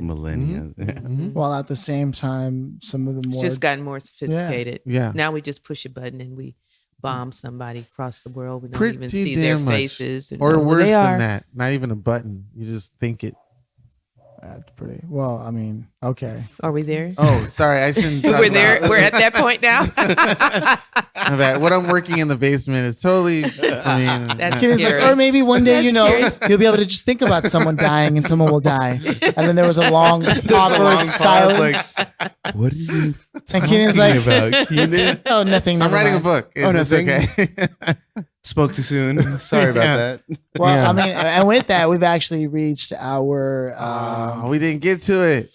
Oh, we will, buddy. You're gonna do it in the soapbox? No. Oh, this is our soapbox segment. No. We want to ask my mom a serious question. Oh, well, then do so before the soapbox segments. Go ahead. Okay. Go ahead. If your ass could speak, what would it sound like? And what would it say? If my ass could speak. Well, it speaks to me all the time. Because when you get to be my age, your digestive system is just not the same. That's right. Just not the same. It would say, keep an open mind.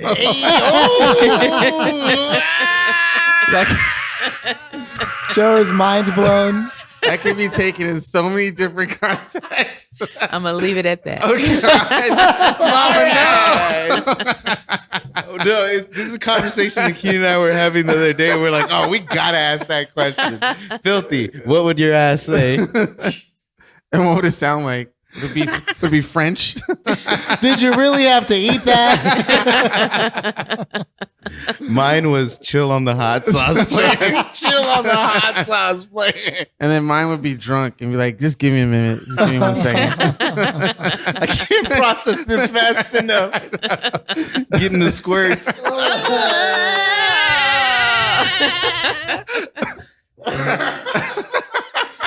I'm not supposed to be able to pee from my butt. Time for the Pepto-Bismol. No. And with that, we have now reached the soapbox talk portion of our pod. Time segment. How long it's been? I told you it's gonna be 2 hours, but can you believe that time just whoop? It flew by. Yeah, but It guests always never feels that believe way. it. Nope. Guests never Goodbye. believe it. But they're like, 2 hours, that's a long time. It was But a lot of fun. yeah. This is my first podcast. Yeah. I had a good time, guys. Yeah. Thank you. We have a pretty good environment in the way that we do it. Mm-hmm. This was pretty good. It was we got rated R, so We did. so we're okay, guys. We got enough. Yes. We got enough. All right. So with the soapbox talk portion of the segment, this is where we give the guest or each of us a moment to speak on something they want to promote or something that they're concerned about, something they have on their mind. So it's an uninterrupted moment. You take as long as you want. We usually start with the guest. So Corliss, please. Well, I wasn't really prepared. We never are. Right. That's the point.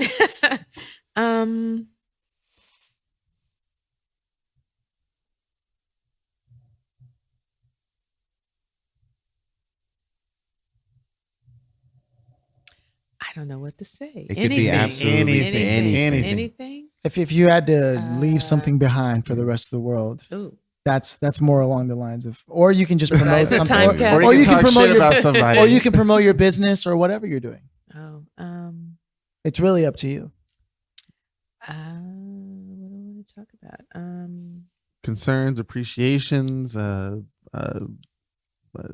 Keenan's dirty secrets, anything, whatever. anything. That's a tough one because I'm in a really good space right now. In spite of some things that have happened personally that I don't wish to speak about, but I really thought my 40s were the best years of my life because the kids were in college. I was still working at a really good place. My mind was in a good place. I was still fairly young, so I can still go out and party with my friends and not feel too much after effects afterwards. I was traveling. I was starting to do travel. So now I'm in the cruise lane, cruising into more of all the things that I want and like to do, like music venues and discovering different foods and traveling even more and finding a good place to be mentally and focused mentally. I don't know. I bought a new car. I love my new car. And, my husband's doing much better now. The kids are really stable and my father's still living. God bless him. He's 87 years old and we still have these talks. And the one thing I can say is I do miss the people that have gone on before me. And there are moments when I feel I can still hear them, see them, smell them. Memories of flashback. Maybe that's just me getting older, but I still have a lot to look forward to, a lot of my family members do live into their 80s, and so I want to be in good health. I think that's the main thing. My focus is on good health, good mental health, good physical health. Yeah. All right. Amazing. Love it. Amazing. Absolutely. Nice. See, you went from having nothing to really speaking. Started talking. You just have to Wait, let wait. it flow sometimes. Trying not to segue. Yeah. So, Keenan. Spitfire. Hot fire. Yes. Pop, pop, pop. I appreciate the fact that we are here in this room. And Mom, thanks for coming out. Thanks for listening, everybody. Thanks for setting up the episode the way it was. We had a prior talk on texting, and I like how the element of it The laid dynamic, out. yeah. As we listen back, you'll see how we changed. No, it's okay, Philly. You'll see how we came from when we started to where we ended in our topics and conversations. Great. Love it. Want to give a quick shout out to the group Blackwater Reds because I saw them last night. Very fun, very energetic. Mm-hmm. Very sad to see that people weren't into, as we talked on the show, about music or the energy that people give off because the audience was stagnant. I mean, I was in the back of the room, just bobbed my head, but I was still moving. Everybody else was sitting in chairs, talking, getting up, walking away, getting down, moving around, like not even paying attention to the artists. And just want to say that you guys rock. So I can't wait to come out to another show. And thank you for inviting me to your house party in December. So that's going to be awesome. Great. Connect with friends. Also, the real quick I want to say about was patience. I noticed I have, I'm looking online for like computer parts for new computers like that, which I know I can't afford, but I'm just window shopping and dreaming. And I'm thinking about the games and stuff that I can play while realizing at the same time, I have a laptop and even my cell phone can play the games that I was desperately probably even begging my mom to buy or purchase something like that. So I can see it in cool high-end graphics as a kid or as a teenager that can now be played off my cell phone. And but I never had the finance to buy a high-end system or gaming rig to play these games. So I had to be patient with it. I had to get second-rate parts and put things together myself. So it's really interesting to have that patience to be able to wait out what you're really looking for that you think is so desperate that you really need. But in reality, it's really just something very temporarily, and something will come along to help you get what you're looking for in the end run, which is what I have now, which is this funny enough laptop that plays everything on the highest settings from like late 90s, early 2000s with ease.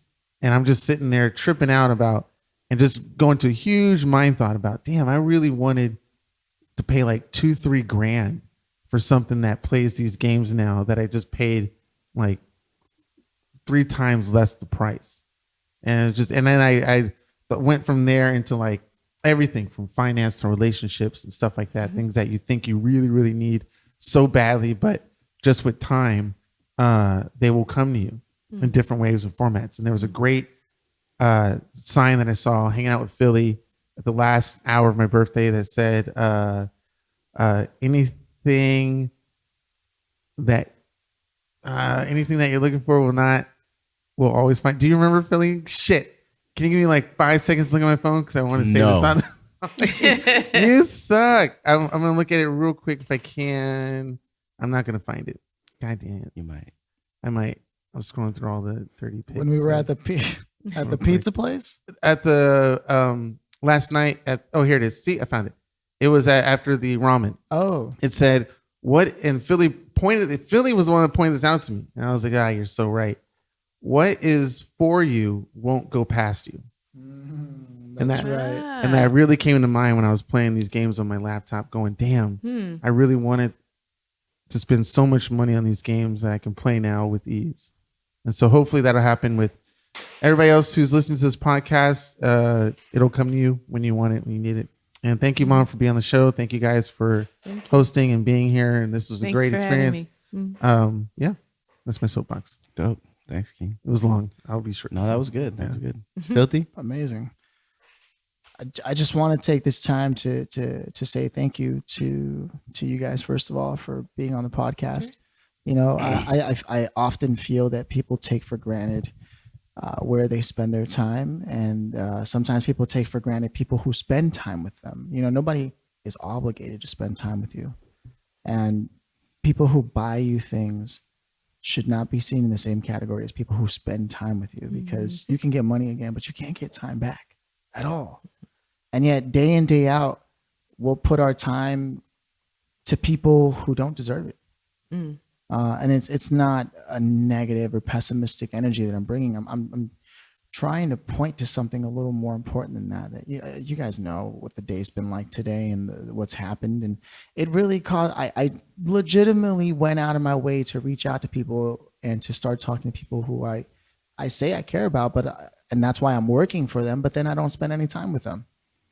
And so, you know, it's hypocritical, and when are humans not hypocritical, right? But I really want to make a concerted effort to start enjoying life, because you really, really never know how short it is. And the last 15 years of my life, you know, I'm coming up on turning 31, and I'm reflecting a lot, and I'm thinking to myself, I haven't really enjoyed my life. I mean, there was a period where I did some partying, sure, but I've been working so hard to get to some place that is equidistant every day of my life, no matter how hard I work.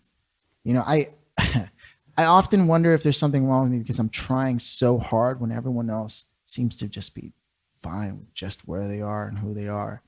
And I wonder if that energy reads off when I step into a room, that do people feel that I'm trying too hard, or do they see that I'm not happy with who I am? I mean, you know, these are things that I think about, and I wonder, why am I trying so hard if the rest of the world seems to be doing just fine where they are? You know, they seem to be enjoying things. And watching that video of that 97-year-old man come to terms with his own death, and saying how he looked at the trees and realized he never really even looked at the trees, never even took the time to do that.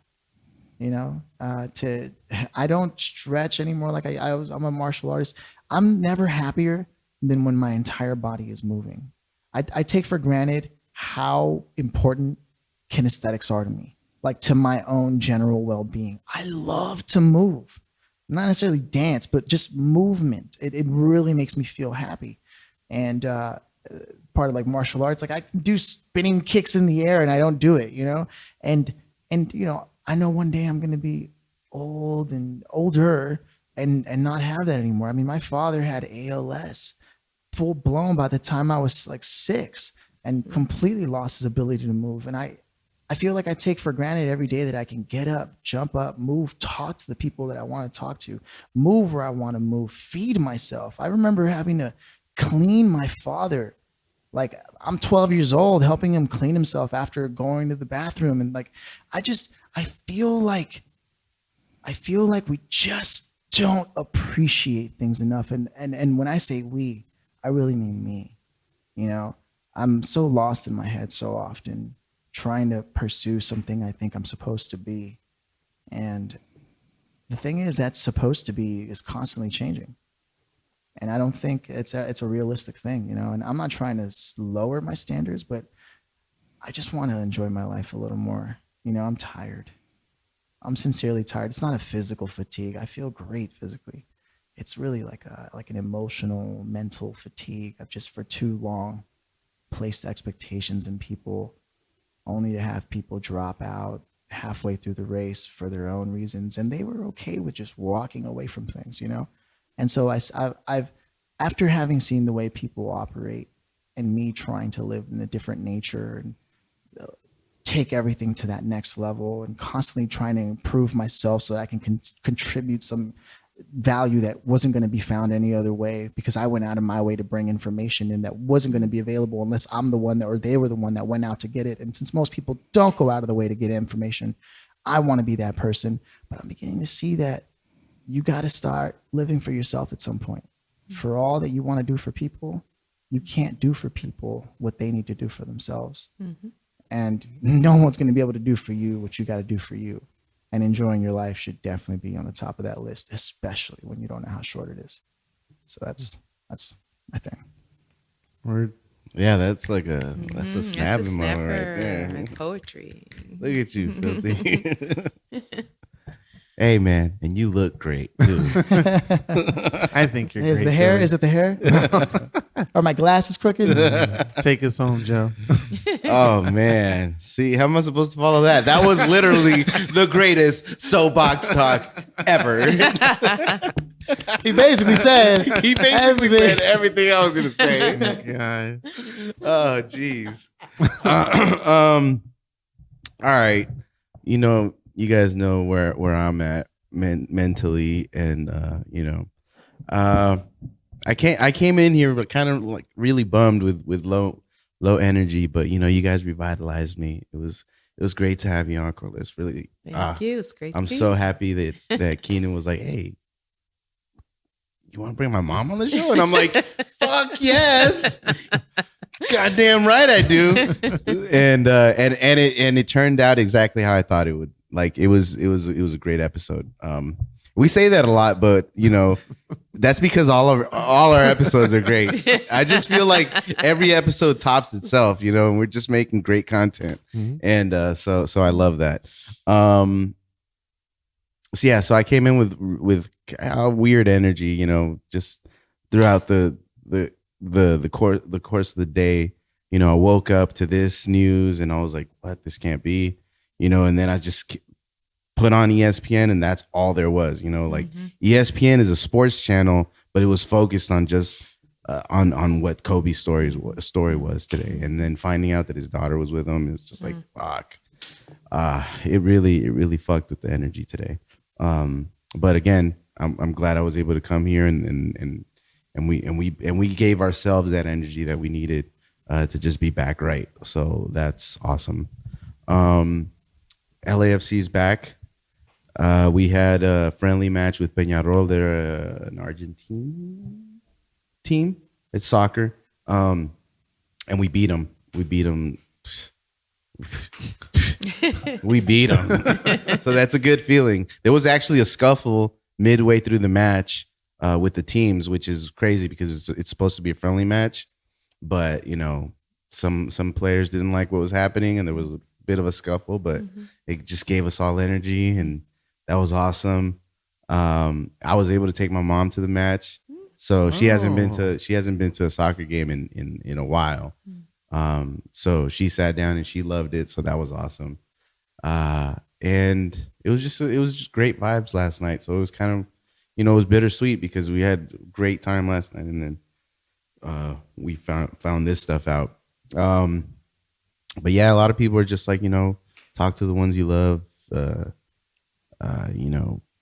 You don't know how short your life is and these things, but I fucking live. I live at 100 miles an hour all the time. Anyone who knows me knows that I'm just for these type of occasions. You'd be like, hey, I've done a lot of kick-ass stuff in my life, so I'd like to think that if I do happen to leave this world, I've left a pretty good imprint. Obviously I have my legacy, my 2 kids and Sonia and the families. It is what it is, and it's just I guess that's what you hope for, that you're able to leave a legacy, and your children are technically your legacy. My son is becoming a fantastic gamer. Something that I always wanted to do. So and I'd like to push him towards that if that's really what he wants to do. But any choice that he makes is I'm gonna fully support. So maybe he's in this phase right now and he's gonna grow out of it. That'd be cool too. But if he doesn't, that's fucking awesome too. And my daughter's just batshit crazy, and she's gonna be that way forever. And she's, she's stronger for that. She's gonna be able to have men at her heels and just like stomp on them and say, "Hey, player, nah." So that's awesome. She probably won't let anybody tell her what to do, which is great. Hopefully, she were able to negotiate something, as she's growing up. So we're able to, and that's kind of the type of person she is. She's like, give a little, take a little, So yeah. Just in general, yeah, Kobe Bryant's gone. That's crazy. That's crazy. we heard of him yesterday. You know, he was on everyone's mind last night because of this stuff with LeBron, and now he's gone. We're never gonna hear new words from him. So it's crazy.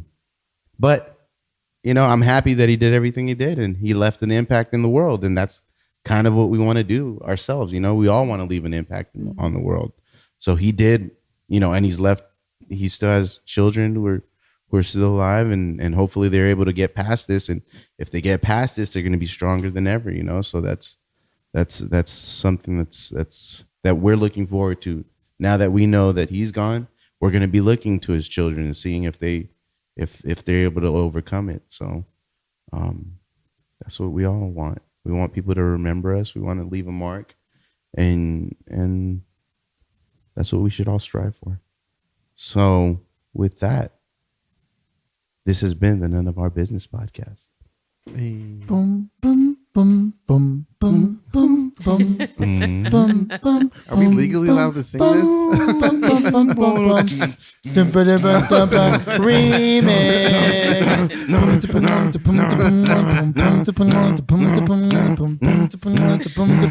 You can totally chime in,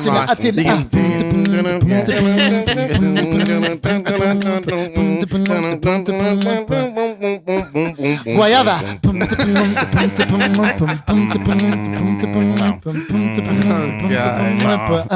Noob podcast. Yes. Love you, Mom. Eat your woman out. Oh, wow. I can't say the other way. Fine. And remember, eat your woman out. Okay. Suck your man's dick. And only you can prevent forest fires. What? It's your sign out line. It's your tagline. Oh, my tagline? Adios. Hey.